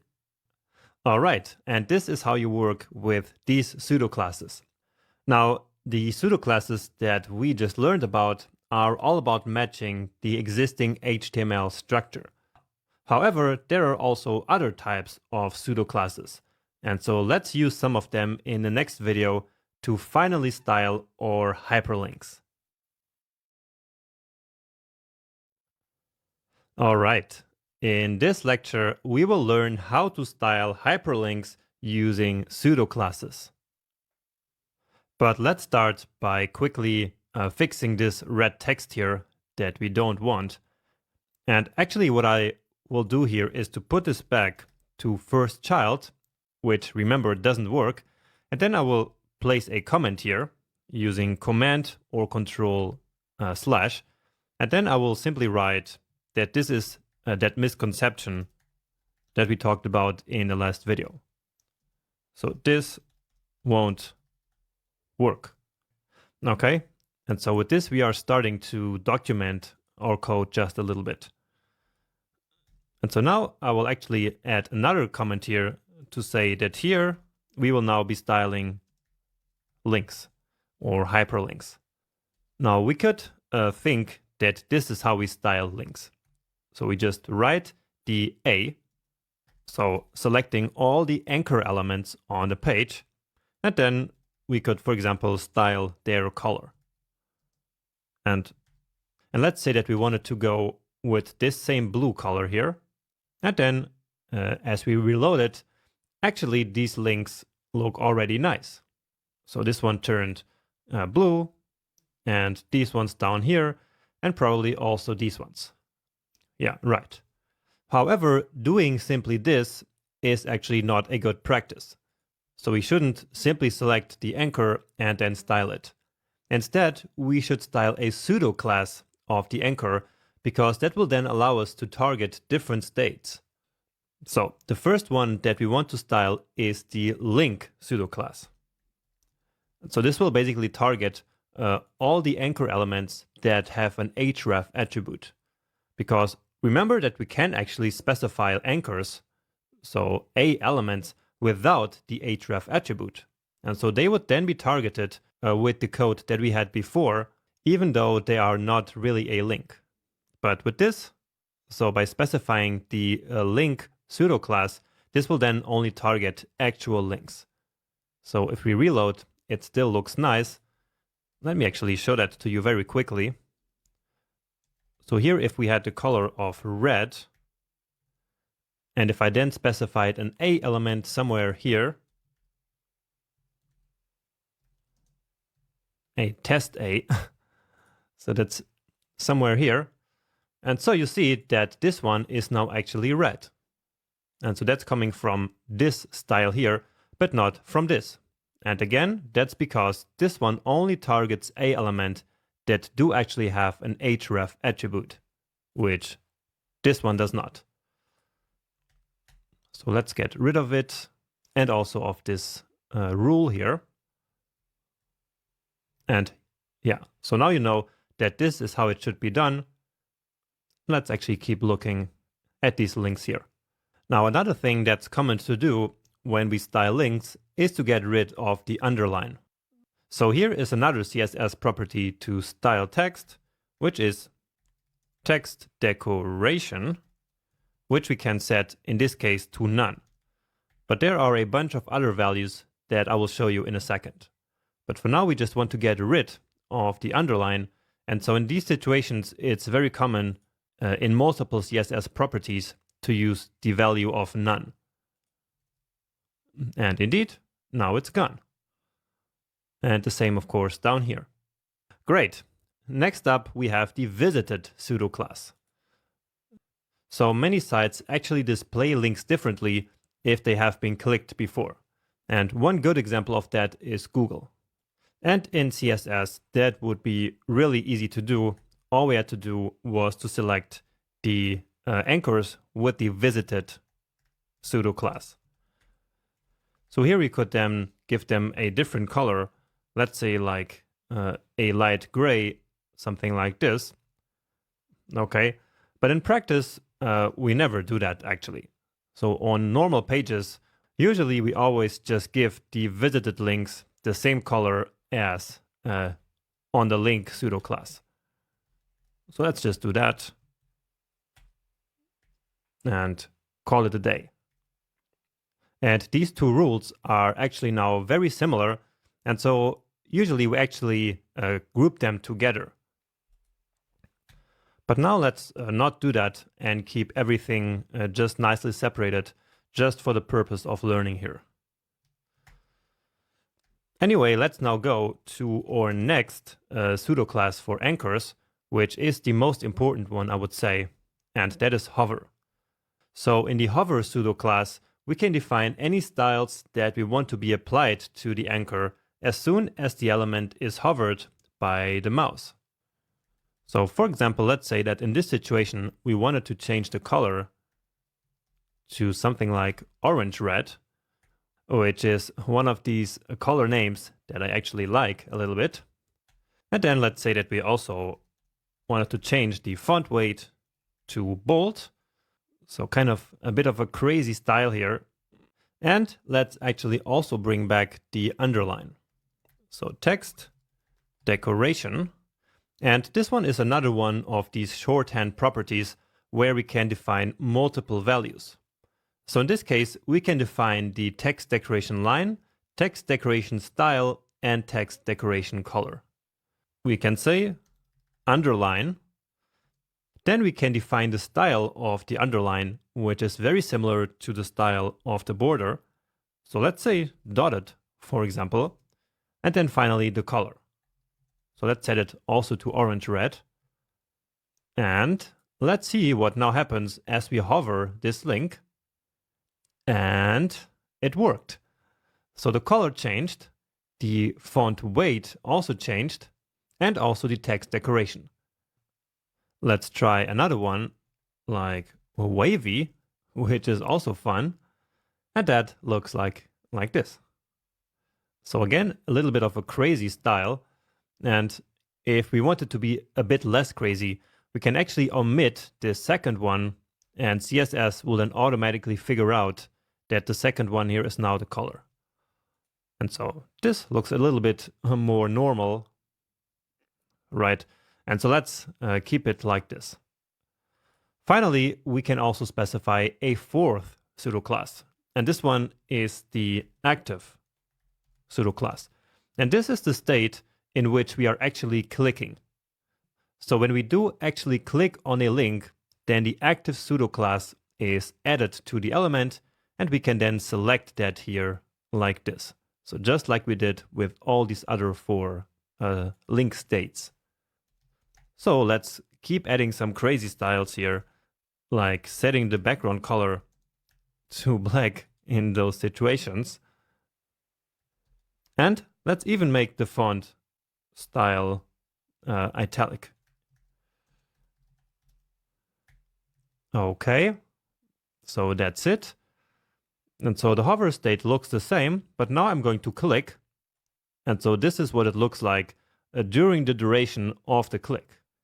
Now, if I move out here and let it go, then it goes back to the normal state. All right, and I think that's actually it. What matters here is that these 4 states are always defined in this exact order. So always link, visited, hover, and active. So that is, if it's easier to memorize for you, L, V, H, A. All right, but of course we will keep doing this a couple more times throughout the rest of the course, and then things will become even easier for you. And now, with this, we actually reached the end of the very basics of some simple visual styling with CSS. Now, there is, of course, a lot of other visual stuff, like border radius, shadows, gradients, background images, and more, but we will leave that for a bit later. But for now, we will leave it at this point. And this is already great progress. So congratulations for making it this far and for already having learned all of this CSS. Next up, we will learn something about the browser, so a very helpful tool, and then we will of course keep learning CSS fundamentals by learning some theory and then learn some more properties that are related to some other stuff. So every modern browser contains a set of tools which makes our lives as developers a lot easier. And we call these tools collectively developer tools, or for short, dev tools. And so in this lecture, let's learn how to use the Google Chrome dev tools. And let's give ourselves some more space here to start. And now there are 3 ways to open up the developer tools. So first, you can right-click anywhere on the page and then click Inspect or Inspect Element. So these are the dev tools, but let me first show you 2 other ways. The second way is to come here to the View menu, then Developer, and then here Developer Tools. All right. Or the third way is a shortcut on the keyboard, and that is Option Command or Option Control on Windows I. All right. And then we will want to come here to the very first tab, which says Elements. Just make this a bit bigger so you can actually see it. All right. So the first thing that we can see here in the Elements tab is the exact HTML that we wrote in our HTML document, right? So here we can open up each element by clicking on them, and then as we hover them, they actually get highlighted here on the page, which can be very helpful. So you see, for example, that our header is this entire box that we see highlighted here in blue, right? So that's this. Then the navigation is all this. And if we open it, then each of these links is just this very small box here. And they are sitting here side by side, as we can see, right? So that is the first thing that we can explore here. And then the second thing, and even more important, is the Style tab here on the left side. So here we can see all the styles that have been applied to a certain element. So let's go to the H1, for example, here. And then we can click it. And then here on the left side, all the styles that are currently applied to this element in our CSS file are displayed here. So we have this rule somewhere in our code, which sets the font to 26 and does all of this, right? Then we also have this rule somewhere, which sets the color. And in fact, it is this one here, right? So this first one is this. Then here we get this one. And finally, there's also this one here, right? And so that is exactly this one. Okay. Now, maybe you had wondered before why the text here is actually bold in this H1 element. And the reason for that is basically the default style. So those default styles for the H1 are what are displayed here in this rule of the user agent style sheet. So that's just a fancy word for basically the default style. And down here, we can see that the font weight is set to bold by default. Okay, then this one here is something that we will learn about very soon. So don't worry about it for now. And then here, let's see, for example, these links. And so here is the code for them. So the CSS that we had applied to them already. So the color and the text decoration, right? But now what if we actually wanted to add some more styles here? So we could actually do that. So just for testing purposes, of course, we could now add a font size, let's say, of 30 pixels. And then immediately all the links on the page, so not just this one, but also this one and the other ones, all of them will now have the font size of 30 pixels. And to test that, we can then turn it on and off. And of course, we can also turn the other styles on and off simply by clicking here. All right. And of course, these values that we specify here, they will not affect the final website. So our code does not get changed if we do this. And we can prove that by very easily reload the page, and then everything is back to normal. All right. But let's actually explore links a little bit more, because there's something cool that we can do. So right now, there is only this CSS rule here applied. So only the one that has the link pseudo-class. And that's because right now, the link is not being hovered or it's not active. And so therefore, the style for that does not apply. However, by clicking here, we can basically fake one of these states. So we can, for example, fake that the link is currently being hovered. So if we click here on hover, then you see that now this rule here is applying, because now A with the pseudo-class hover does actually exist. So let's see that on the page, and the one that should have this state is the one that I actually have selected here. So this is the one that I selected, and so this is the one that now looks as if it is being hovered, even though it is not.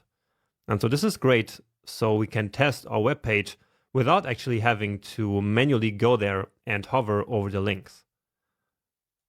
Okay, of course, we can do the same for this one here.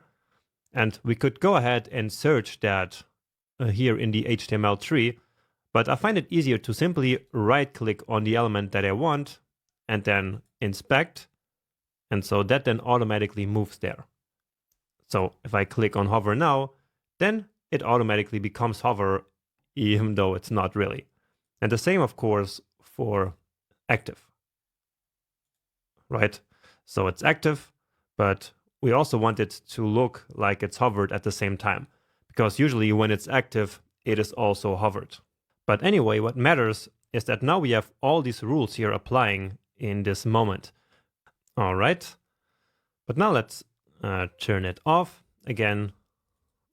And yeah, I think that's actually all I had to show you at this point.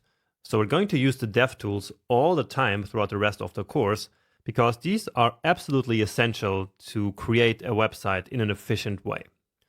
So I was actually really excited when I found out myself about these tools, and I hope you like them as well, and that you maybe go ahead and experiment around a little bit with this now. So you can just click on any element that you'd like and experiment maybe a little bit with turning these styles on and off, maybe adding some other ones, and really analyzing a bit what happens here with all these different rules being applied. So have some fun with that, and I see you soon in the next video. Welcome back. Now, as we keep progressing through the CSS fundamentals section, there are a couple of fundamental and really important theoretical concepts that you really need to understand in order to eventually master CSS. Therefore, this section contains 5 theory lectures, and this one is the first one, and it's all about what happens when there are multiple CSS rules that apply to the same elements. So as we have written our code until this point, we have created a couple of situations in which multiple CSS selectors, and therefore multiple CSS rules, apply to the exact same element. And I call that conflicting selectors. And so let's now learn what happens in situations like that.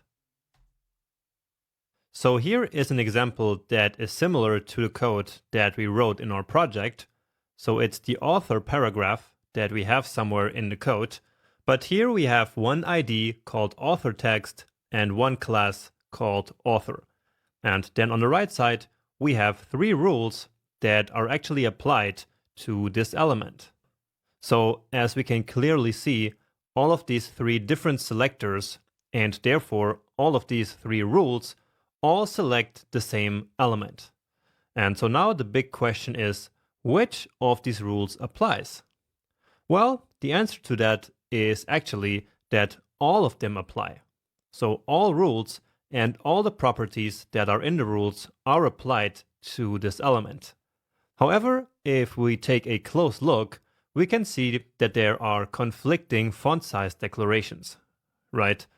So in the first one, it says the font size should be 18, then 20 pixels, and then 22 pixels. So which of those is it going to be? Will it be 18, 20, or 22 pixels? Well, let's learn what rules CSS applies in order to resolve conflicting declarations like this one. So when there are multiple declarations for the exact same element, such as we have here in our example, then what matters are the selectors. So the highest priority for now are the ID selectors. So that means if there is any ID selector, then that is the rule that is going to be applied. Now, if there are multiple ID selectors, then it is the last of those selectors that gets applied. Now, in reality, it is actually a bit more complicated than this.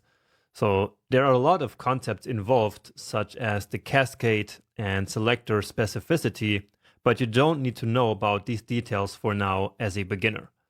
So I think that the amount of information that I will give you in this slide should be enough for you to resolve your own conflicts in your own CSS code. All right, but anyway, in case there is no ID selector, then the next in the priority is a class or a pseudo-class selector. And again, if there are multiple of one of those, then it is the last selector of those in the code that gets applied. Then the next is the element selector. So in case there is no ID selector or no class selector, then it is the element selector that gets applied. And again, if there are multiple, it is the last one of those. Finally, there's also something called the universal selector, but a bit more about that in the next lecture. What matters is that the universal selector is the one with the lowest priority of all. All right? But now, going back to our example and taking into consideration the rules that we have here, we should now be able to resolve the conflict that we have here. So we have a class selector, then we have an ID selector, and then we have an element selector, right? So, based on the rules that we just learned here, it is the ID selector with the ID of author text that will decide the font size of this element. So for the conflicting font size property, it is this ID selector that actually gets applied. But keep in mind that the font style, font family, and the color from all the other selectors still applies, right? So that's what I mentioned in the last slide. So if we have multiple rules, so multiple selectors that select the same element, then all of those rules apply. So these rules here are only for resolving the conflicting properties, such as the font size in this case, because again, the font size is present in all the three rules that are applying right now to our author element. All right, And these are the most important rules that you need to know to resolve conflicting declarations, but just for the sake of completeness, there are actually things that have a higher priority than the ID selector. So one of those things is inline styles. So remember that we declare inline styles by using the style attribute in HTML. Now, since we shouldn't actually do this anyway, this is not really important. But you should still know that these styles actually have priority over the styles that are declared using an ID selector. Then, with the highest priority, we have declarations marked with the important keyword. And the important keyword is basically just a hack that you can use as a last resort to resolve conflicts in your CSS. But this should usually not be used. So, as I mentioned, it should only be as a last resort. But what matters is that this really is the highest priority that can exist. Whenever we mark a declaration with important, it is the one that will be applied. Okay, and with all that being said, let's now jump back into our code and actually see this in practice. And let's create a very simple example with this paragraph that is in the footer. So right now here we have added the ID of copyright, but let's now also add a class to it. So just to create a kind of similar example to what we had in the slide. So here I'm adding a class of copyright. So a class can have the exact same name as the ID. That's not a problem at all. And now I will do something that we actually didn't do before, which is to add another class. So we can actually add multiple classes, and all we have to do is to just add a space. So I will also add the class of text. And so now this one has both the class of copyright and of text. All right, so we will be able to select the element using both of them. So let's try to do that here at the end. I will just add another comment here, resolving conflicts.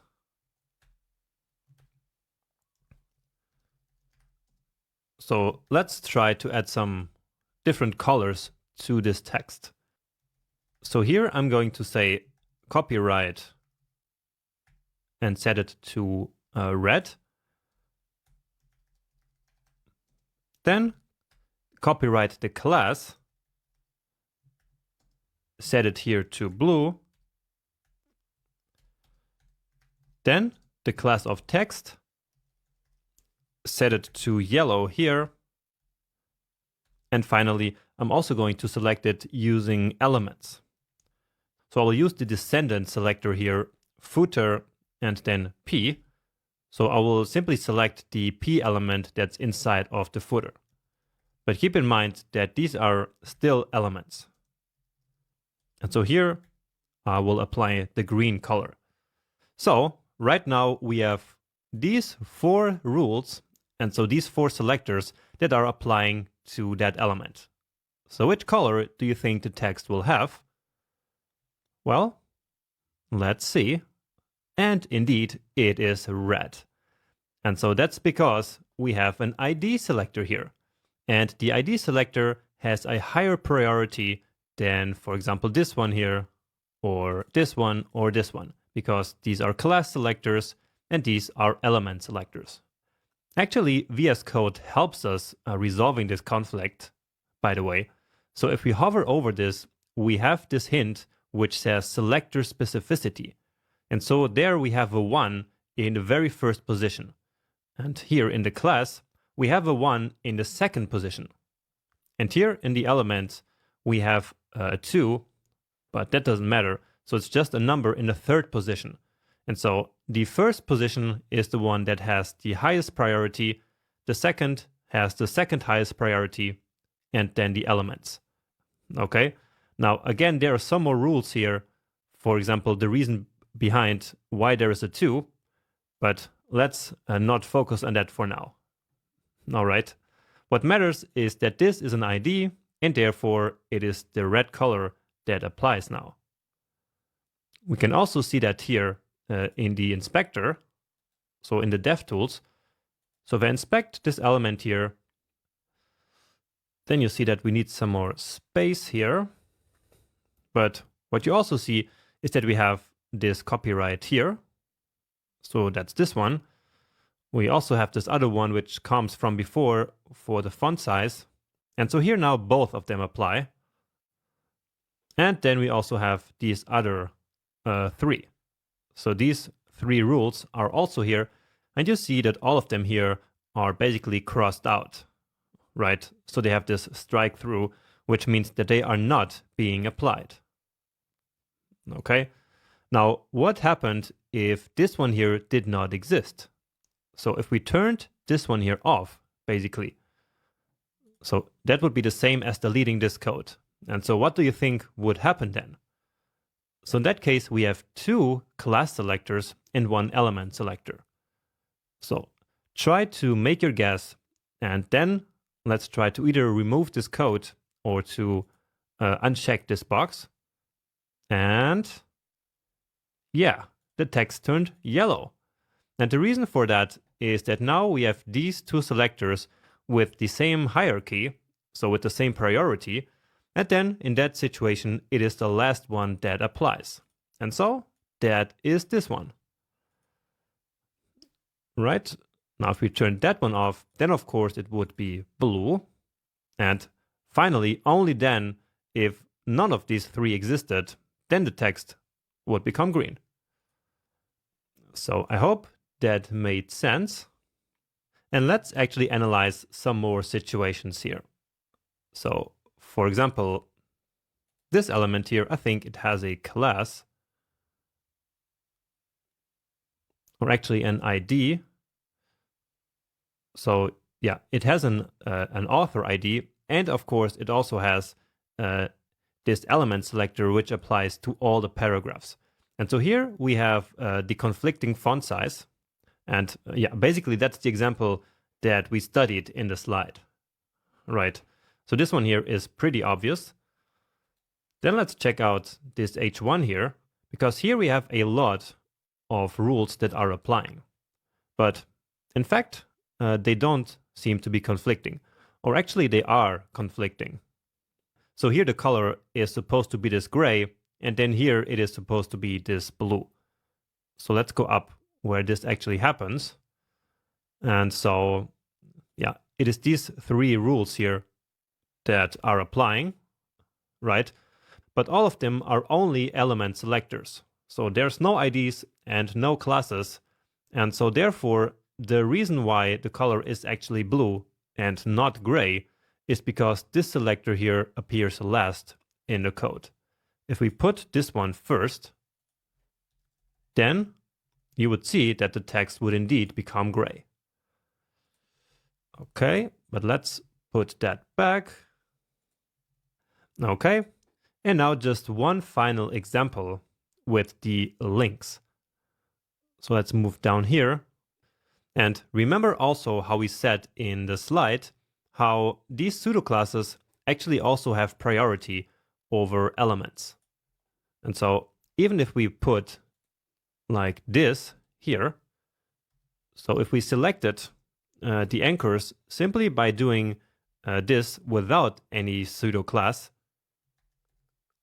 let's say color red once again, then the reason why this does not have any effect on the links is because this one has a higher priority because it does have the pseudoclass in the selector, and this one does not, right? And so if we now select this here, then you will see that both of these rules do apply, but the color, as I just mentioned, will of course come from this one. And again, that's because this one here does have the pseudoclass, while this one is very simply a element selector. Okay, and yeah, this is what you need to know for now. We will encounter some of these situations later on as we go through the course, and by then I will explain a little bit more about this. But for now, this is all I wanted you to know about this topic, which can be quite confusing for beginners when they start writing their own CSS code. and then the rules start conflicting, and then they do not really understand what is happening. So I think that this is important, and so hopefully you liked this video and found it useful.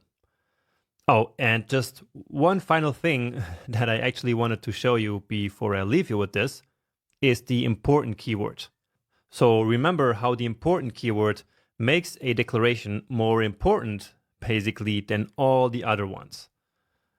So let's come back down here, inspect it, and of course, as we already saw, this selector here, so this one, is the one with the lowest priority of all because it's just an element selector. But if we now add the important keyword here like this, so exclamation mark important, then all of a sudden the text will become green, right? So just as you can see it here. But again, this is more of a hack that you should not be using usually. Just in case you really cannot figure out what's happening in your code. But even then, instead of using the important keyword, what you should probably do is to write simpler selectors. So this is also an important rule and an important takeaway that you should take from this lecture. So always write your selectors as simple as possible and do not add too much nesting, or don't add too many IDs and classes all in the same selector.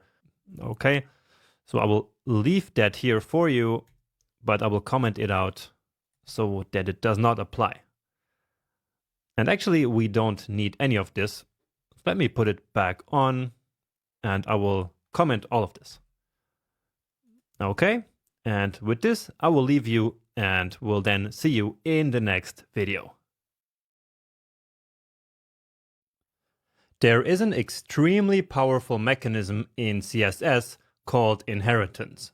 And so let's now learn all about inheritance. And actually, we already saw inheritance in action before. So remember back at the beginning of this section, I mentioned that, for example, this element here, so this Laura Jones, which is a strong element, still gets the styles of the paragraph element inside of which it is located, right? So let's inspect this element here. And so, of course, it is a strong element. And so as a default style, and so that's the user agent style sheet, remember. So as a default, it gets the font weight of bold, right? But then here we see that also it gets inherited from the paragraph. So from its parent element. So here it gets the italic, the 18 pixels of a font size, and also the line height of 1.5.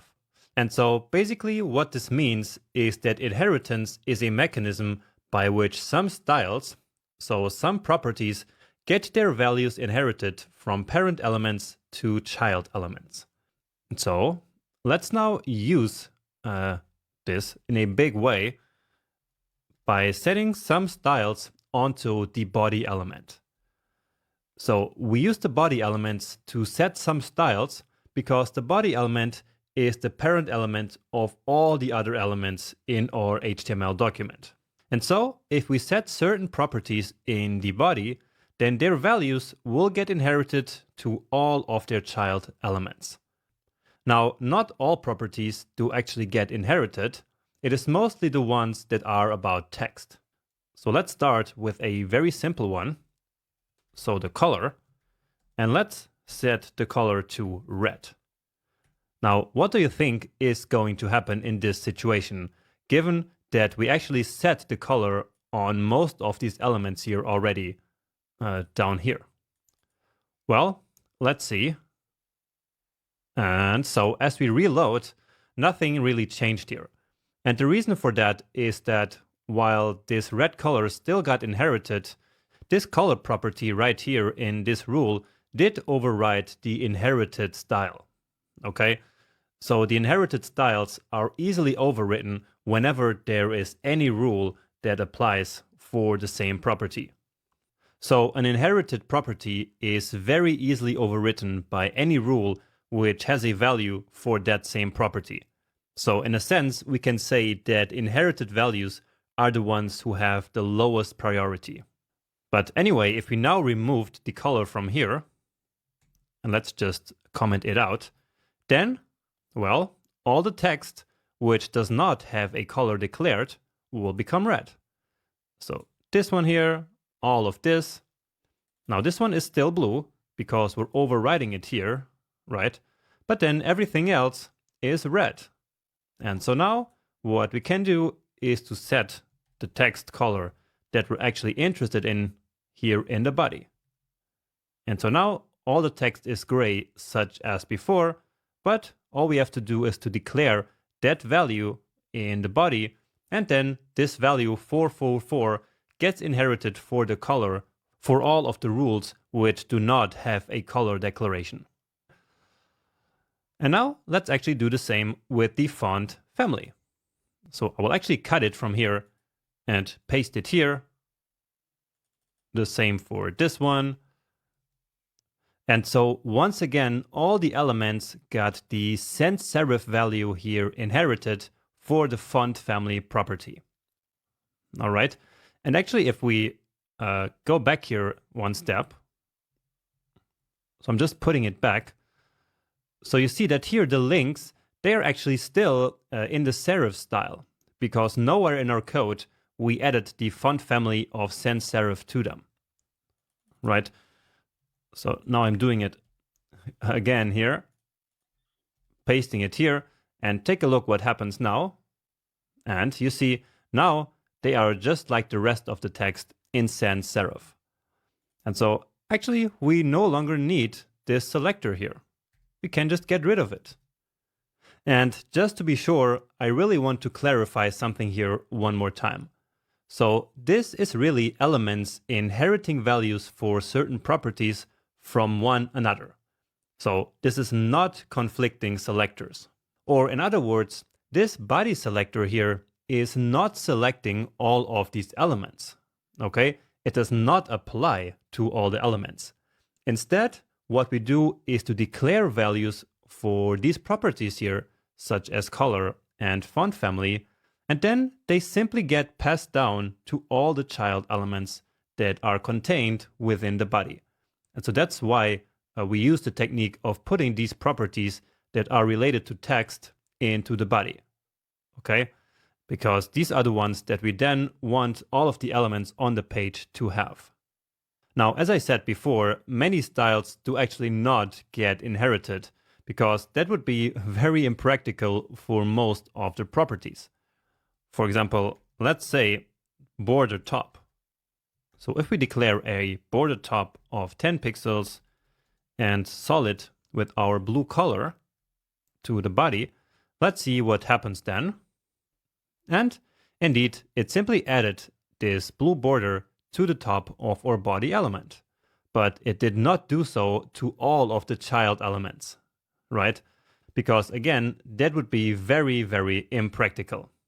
And now let's take a quick look at a graphical representation of inheritance to really make it crystal clear. So here we have a very simple example of a web page which simply contains a navigation, an H1, and a P element.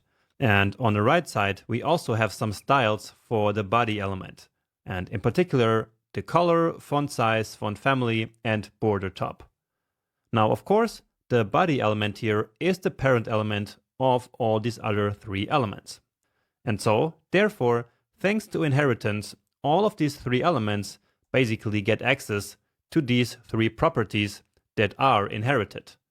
And again, all these three properties are basically related to text, while on the other hand, the border property does not get inherited. So not all of the properties do get inherited, but it is mostly the ones related to text. And I have a big list of many of the properties that do get inherited, so you can take a look at them if you'd like. But anyway, let's now say that we also have a rule for the H1 element.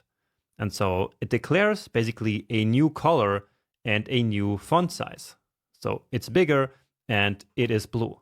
And so what happens now is that these two declarations do actually override the inherited styles. Therefore, for the H1, the color is no longer gray and the font size is no longer 16 pixels, but instead it is now blue and 32 pixels. So this is a visual representation of inheritance in action, which I hope makes it a little bit more clear so that you can really understand how it works. So maybe take some more time looking at this and studying this example a little bit more, and then we will actually get one more time back to our code. And what I want to show you now is that inheritance actually also works on a much smaller scale, which is something that we also do all the time. So inheritance is not only helpful by putting styles into the body, but also in other situations. So let's say that we wanted to change the size of these 4 links here. That would actually be very easy. All we would have to do is to, let's go there.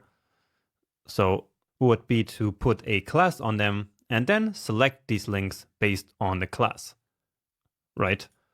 Or we could also do something like this. So we could do nav and then select the A elements in there with the pseudoclass of link, right? So let's say we wanted the font size to be 18 pixels. And so you see that that actually worked. But now let's say that we, for some reason, also had a paragraph in here saying this is the navigation. And so this is now probably 22 pixels big. Let's see. Yeah, because that's the default that we set for the paragraphs. But we also want this to be 18 pixels, just like everything here in our navigation. So how could we do that? Well, of course, we could add that here like this, and it would work again, right? But we could also do it in a much better way. So we don't need all of this. All we need to do is to say nav and then set the font size to 18 pixels in here, and then all of the rest should inherit those styles. Now, actually the paragraph here does not inherit it because we specifically set a font size of 22 for the paragraphs already. So that might not be such a good example. Let's use a strong element here. Okay, and so now this should be 18 pixels just as specified here. So if we took this back, then let's see what we got there. All right, so nothing really. But now if this was here turned on, so if we set the font size in the navigation to 18 pixels, then now we could see that the strong element here got the 18 pixels inherited from nav. Okay, and so now everything here is 18 pixels, and that's thanks to inheritance. Okay, so this is a technique that we use all the time, but let's now actually get rid of the strong here. And again, I can actually comment out this code just like we did in CSS before by hitting Command or Control/. All right, and now just to finish, there is actually another way of adding some styles to all of the elements. So let's go back up here actually, and I will put it here.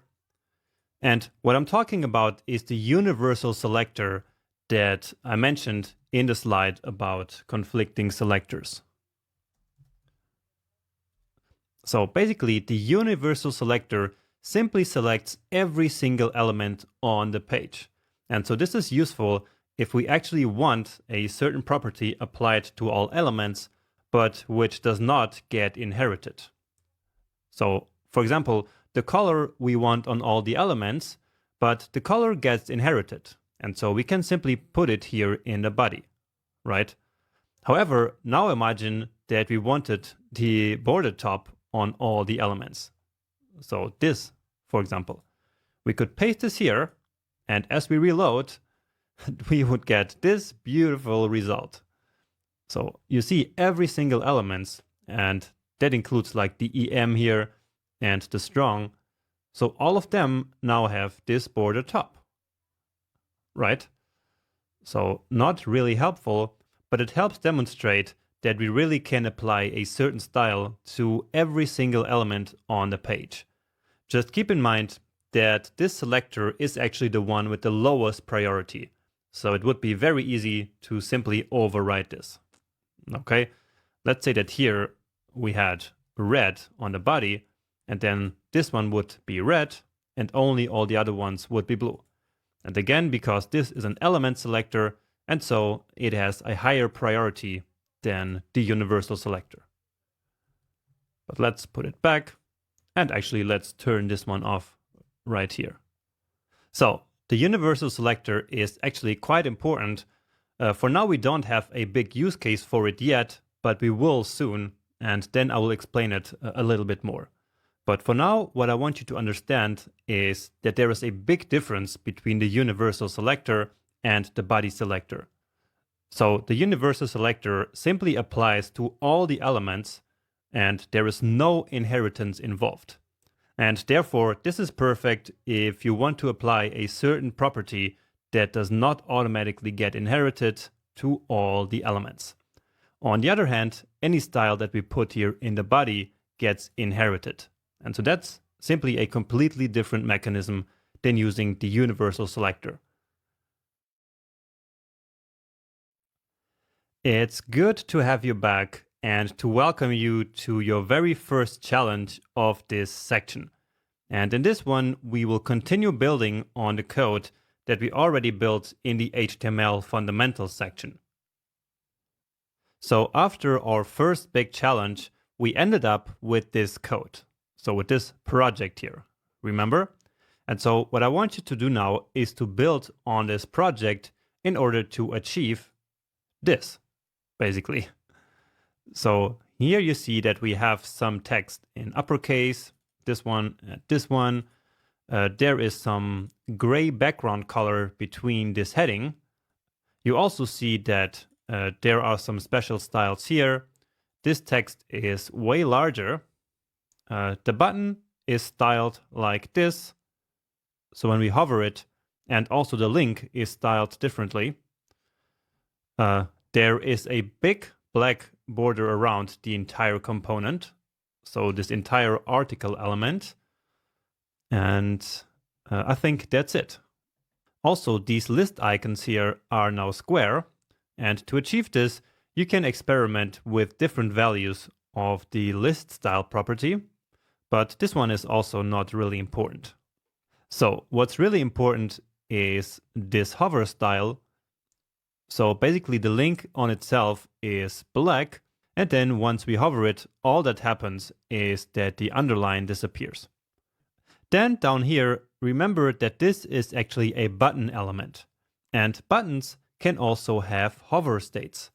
Now, unlike links, they do not have the link or visited pseudo-class, but you can still specify styles for the hover pseudo-class. And so what I want you to do is that when we hover this button, is basically to invert the colors. So the background was black and now it's white, and the text was white before, and now it is black. So a nice effect like this.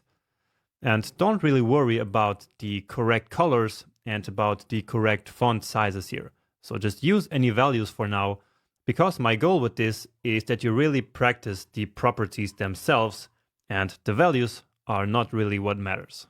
Okay?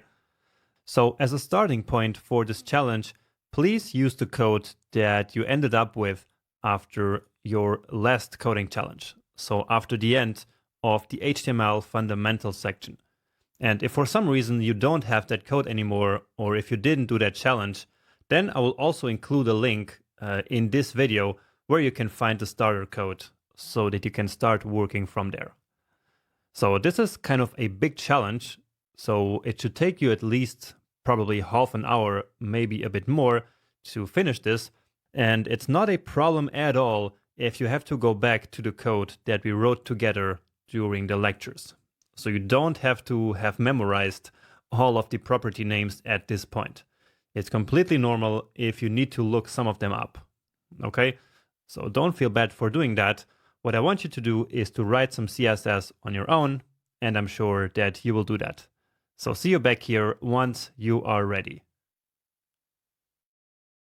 Welcome back, and I hope that you had a great time solving this challenge and that you had a lot of fun. And let's not waste any time and get to work right away. And I will start with the body, and I will give it a sans serif font family. So sans serif. And so, as we learned in the last lecture, this font family set to sans serif will now be inherited to all of the other elements. All right? And so that already in itself is a big change. Now, another thing that I want to do here, and this one was not mandatory for you because I actually didn't even mention it, but I want to increase the line height here. And this is another one of those properties that actually does get inherited. And by adding some line height here between all the elements, we get a little bit more breathing space here between especially this li elements. Okay, and now let's simply start working from the top to the bottom of this HTML code here. So starting with the article, we'll start by adding that black border around it. So here, let's give it a class of product. And I will now start using classes on every single element. But once again, you wouldn't have to do it exactly that way. So if your result looks the same as mine, then there is no need to change anything. All right, so I used a 4 pixel here. Maybe used something else, but that's not really important. Okay, nice. Now here we have this h2, so I'm calling that the product title.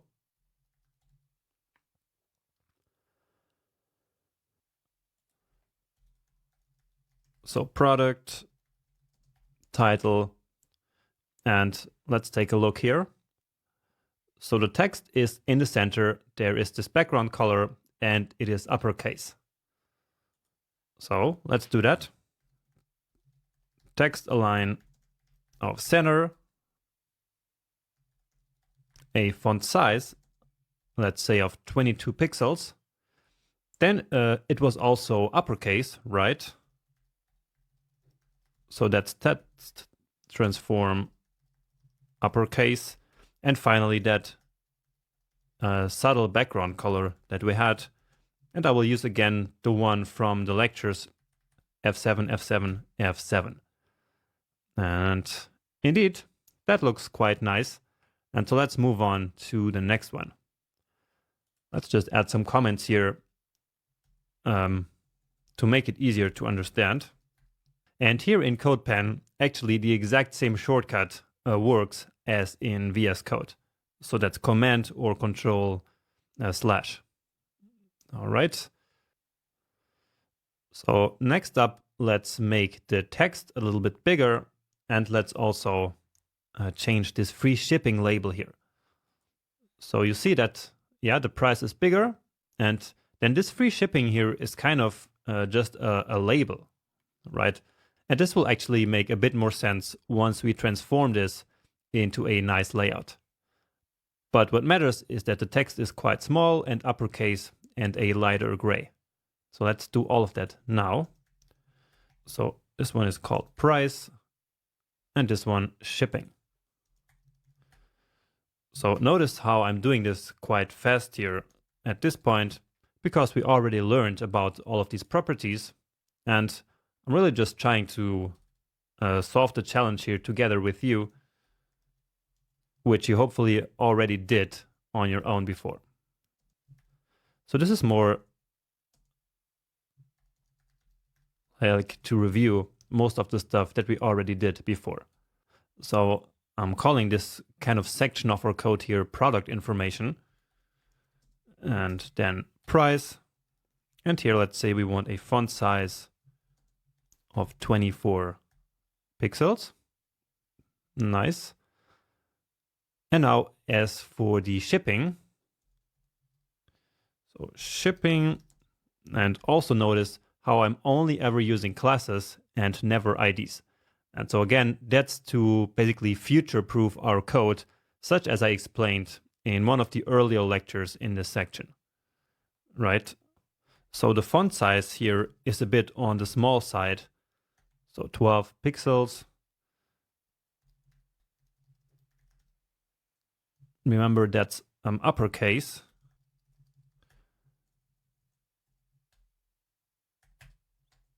And now what else do we have? The font weight was also bold. And let's see what else. Yeah, we have this like lighter color. So let's use a 777 here. And this color you could have like come up with in the VS Code color picker, right? For me, this value is just already like a default in my head when I need a lighter gray color. And for you, of course, this will also come with practice. All right.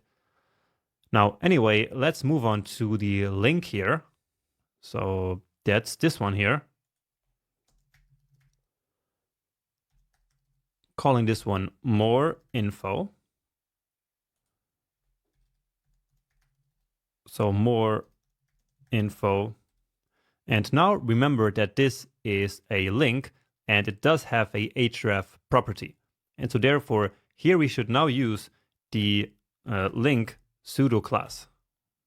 Okay, so that's the best practice, always to actually style the different link states. So the only thing that actually changes is the color, which should become black, if I remember it correctly. Right. And the hover state is the same, with the only difference that the underline is gone. And the same for the active. So I just clicked and it still looks the same. So let's translate that into code.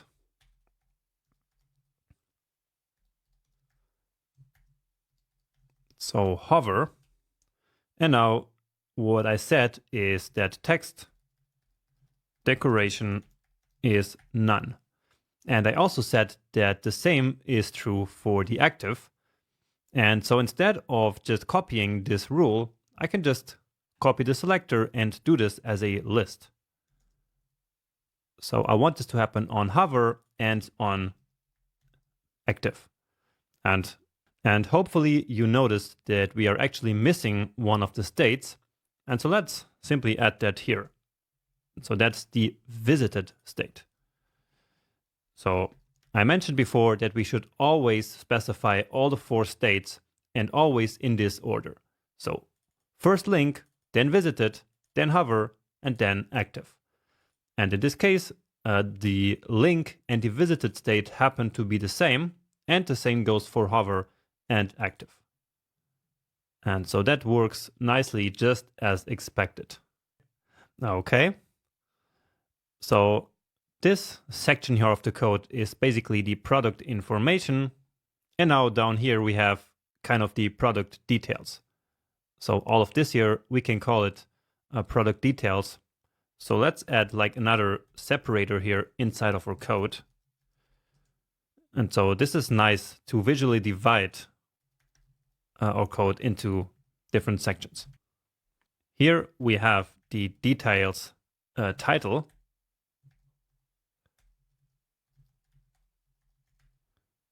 And then let's call the list the details list. Okay, let's grab this from here so we don't have to write it all over again. And then here the list. And actually let's start with that.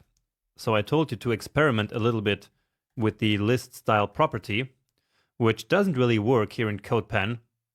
I mean, the experimenting, because the values do not show up like they do in VS Code. But maybe you did it in VS Code, and there you could see that one of the options is to set it to square. And so then it looks like this. So it fits nicely the rest of our kind of boxy layout here. Okay, and then here, the product details, let's just make it uppercase like the other heading. So text transform uppercase and a font size of 16 pixels. Okay, beautiful. That looks already almost the same, except here for the button.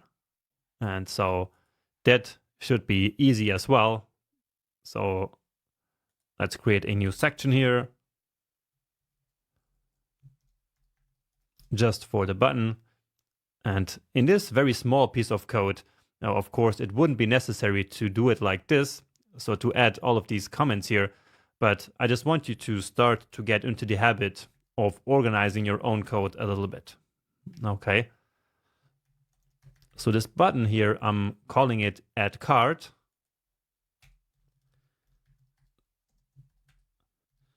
And now let's start with the background color set to black.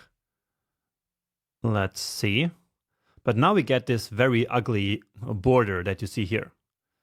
So I don't know if we actually did this before. Probably we didn't. So it's not a big deal, of course, if you didn't do this part here. So setting the border to none. But anyway, the color we should set to white. And so we can do that using the CSS color name, or we could of course do the hex code. So the hexadecimal notation of FFF, which is exactly the same thing. Then let's make it a bit bigger. Font size 20 pixels. And again, a text transform of 20. Well, not of 20 pixels, of course, but of uppercase. Nice. So I think that looks the same. And now we just need the opposite, basically. Oh, and we also need to add like this cursor here. So this pointer, so the hand, because usually on a button that doesn't appear by default. So this is certainly a property I didn't show you before, but let me show it to you now. So we can set the cursor to pointer. And so now it looks like a link. So you see, now we have the hand here, just like we had here. Great. And now, as I told you before, you can now set the hover pseudoclass. All right, because this is a button and we can of course hover it. And so we can specify the hover pseudoclass. And actually we can do that on all elements, but usually it doesn't make a lot of sense. So anyway, all we want to do here is basically to invert the colors. So now the color should be black. And to keep it consistent, let's use the hexadecimal notation. And the same here. So I like to keep things consistent in this way. And then the background color should now be white. Okay, and indeed that works. So I think that with this, our project here now looks exactly the same as the demo code. Great. So I hope that wasn't too hard and that you had some fun and that you were able to do at least some of it.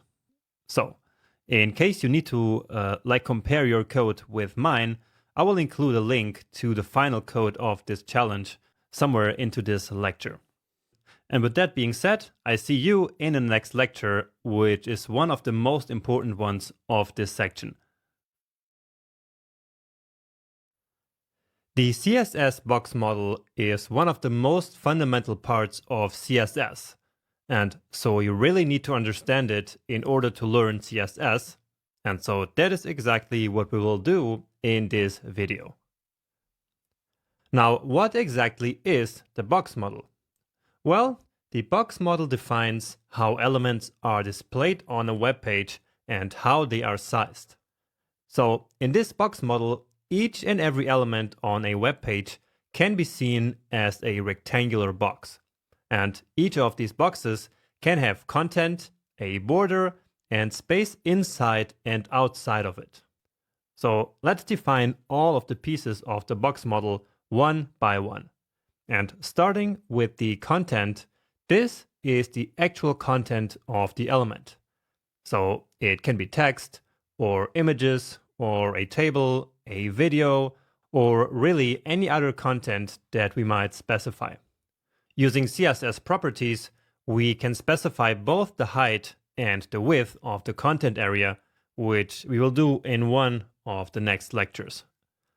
Next, we can define a border that goes all around the element. And actually, we already did that before, remember? And by the way, this border is technically still inside of the element. And now the next ingredient of the box model is the padding. So padding is basically invisible white space that we can create around the element's content. So between the content and the border. You can see that nicely in this diagram, and it will make even more sense when we start using this in practice. But anyway, just like the border, the padding is also still inside of the element. So essentially, padding is empty space that we can create inside of elements. Then, similar to padding, we also have margin. Now the difference is that margin creates empty space around the element, so outside of the element itself. So in practice, we use margin in order to create space between elements on our page. So if, for example, we want space between two certain elements, we simply specify the margin property on one of them. So again, padding is empty space that we can add inside of any element. It will sit between the content itself and the border, which is basically the outermost part of the element. So the content, padding, and border all together are the visible part of the element as we can see it on the page. Then around all that, we can add some margin in order to create space between elements. Now, what's important to note here is that all of these are actually optional. So we don't have to specify paddings or a border or margins. So we can define none of them or some or even all of them. It all depends on how we want our layout to look like. Finally, there is also something called the fill area. And this one can be a bit confusing, but let's try to understand it. So remember that the text content and images are inside the content box, right?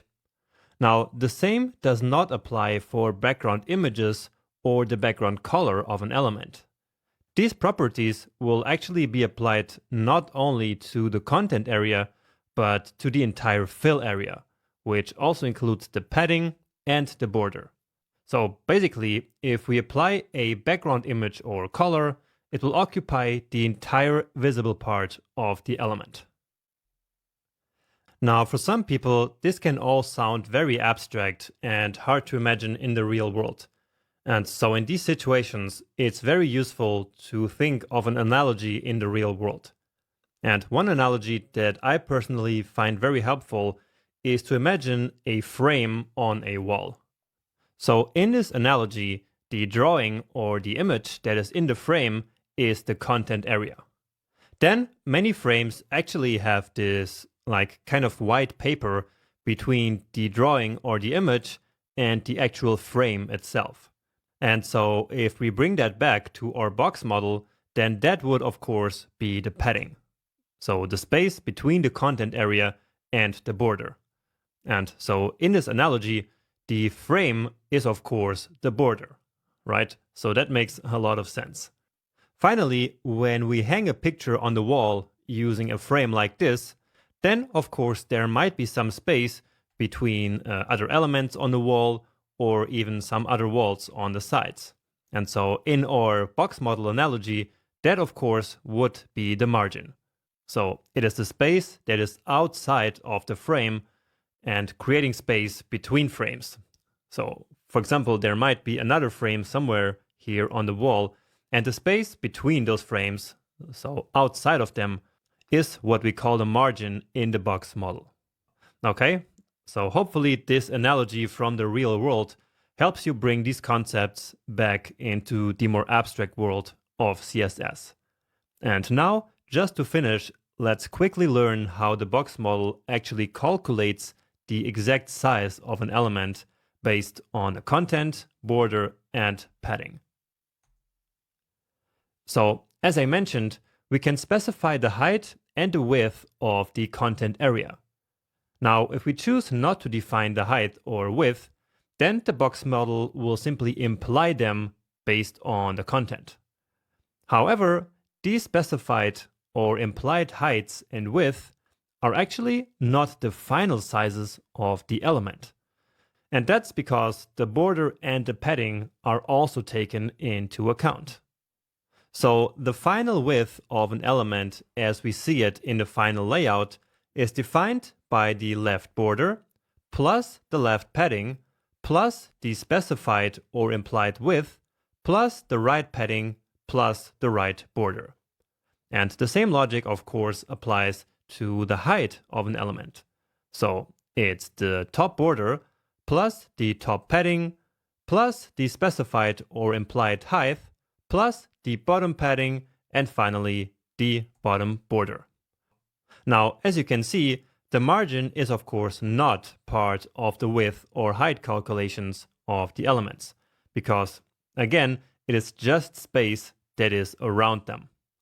And as I said in the beginning of the lecture, we can of course specify all these individual sizes using certain CSS properties.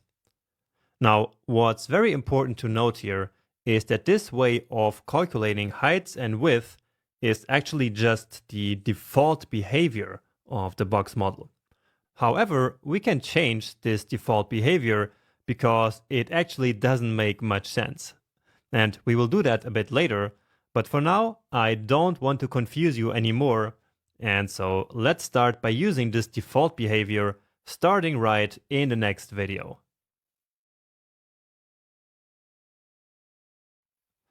In this video, let's start applying the box model in practice, and in particular, margins and paddings.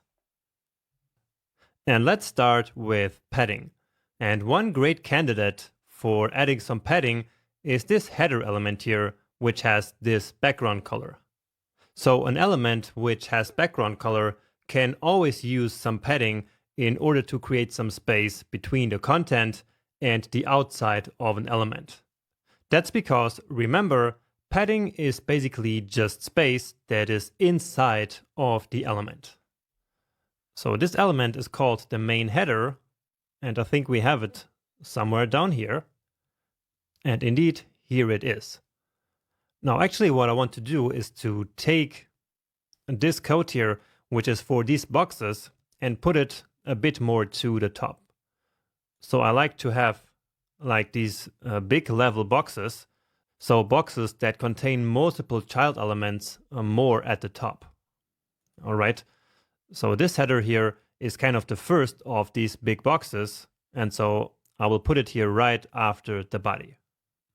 All right, but now let's start by adding some padding. So we use the padding property, and then we need to specify some length. So let's use 20 pixels.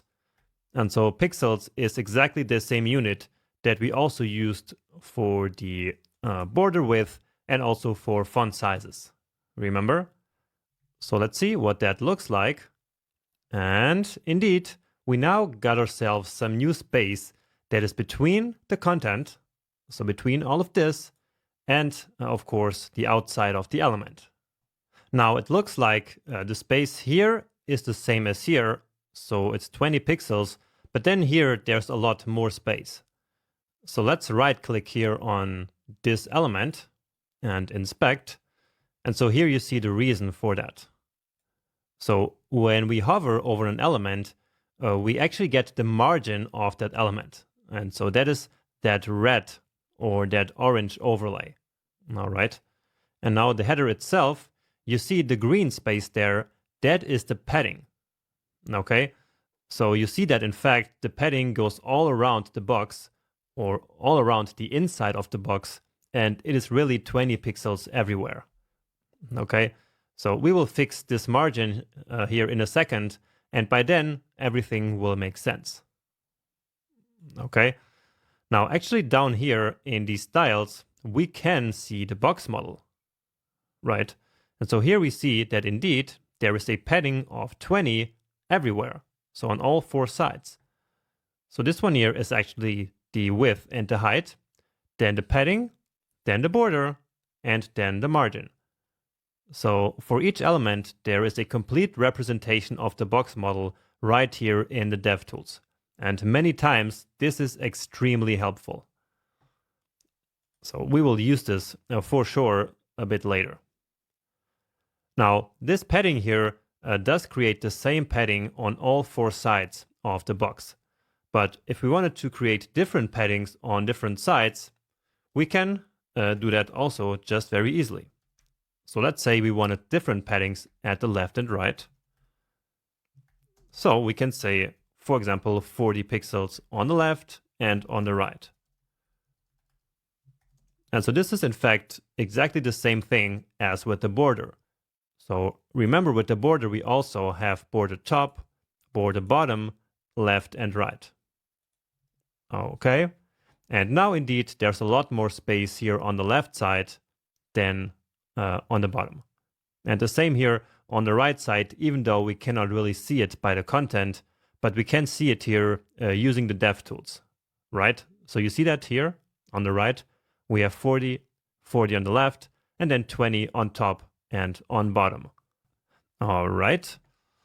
But now we can actually write this in an even better way by using something called a shorthand once again. So a shorthand is always when we specify multiple values here for one property. So for padding, what we can do is to, instead of just specifying one value, which will then be the same on all 4 sides, we can specify 2 values. And if we do that, then the first value will be the padding on the top and bottom, and the second value will be the padding on the left and right side. So to achieve the same result as before, we would say 20 pixels and 40 pixels. And so if we now removed this code here like this using a comment, then our result is still the same. Okay, so we used this shorthand to add 20 to top and bottom and 40 to left and right. And this way we don't have to write all of these different lines of codes here. We can just do it all in one go. Next up, let's play a little bit with margins. And remember that margins are basically spaces between elements. So let's now add some space between the li elements. So these ones here. You see that they're very close together and it doesn't look nice. And therefore we can add some margin to the bottom of each of these elements. So somewhere down here there must, so there is the li already. So we don't need to select it over and over again. We just write it here inside the same rule. And so let's say margin to the bottom 10 pixels. And so now that does look a lot better, right? Let's select this here. And indeed, we get 10 pixels at the margin bottom on each of them. Just scroll to the last one, because now I want to show you something. So usually in the last list item, we don't want to have any space, because we actually only want space between the items, but not at the end of the items. So again, the last one should not have any space. And so let's use a trick for that, which is actually something that we learned before. So we can say li and then lastchild. And then here we basically reset what we just did. So we say margin bottom and set it to 0. And whenever we use 0, we do not specify any unit. Okay, so we just say 0 and that will then override it. And now that space that we had here before should be gone. So you see, this one has no margin, but the one before it, that does have these 10 pixels at the bottom. Nice, that's beautiful. And we will now keep adding more and more margins and paddings to all of our elements. But before we do that, we should actually do something called a global reset. So if you take a look at our page here, and let's close this, then you notice that there are actually already a lot of spaces here, right? So there's space around this H2 element here, between the paragraphs. Also here, as we saw before using the dev tools, there was a lot of margin on the top and bottom of this H1. And having all of these default margins and paddings makes it quite hard for us to style our page. So what we want to do is to reset all those margins and paddings and basically set them to 0. So how do you think we can do that? Do you think we should use inheritance? So do you think that margin and padding get inherited from one element to the other? Well, let's test and set the margin to 0. So let's see. And well, something actually did change. So the body lost the margin that it had. So now everything is really like glued to the border here. So to the border of the viewport, so the browser itself, but not all the elements lost its margin, right? And so this is not really the way to go, because margin is not a property that is related to text, and therefore it's not a property that gets inherited from parents to child elements. Instead, if we want the margin to be applied to every single element, then for that we can use the universal selector. So margin set to 0 and padding set to 0. And now this is exactly the result that we were looking for. So now all the default spaces are gone and we are free to format our page as we wish. And doing something like this here, so this kind of global reset, is extremely common. So this is usually the very first thing that I do whenever I start any new project. And also keep in mind that this margin and padding here are extremely easy to overwrite. So every other selector will actually override this universal selector. And in fact, we can see that right here in the main header where we did specify some padding. And so of course it is still visible here.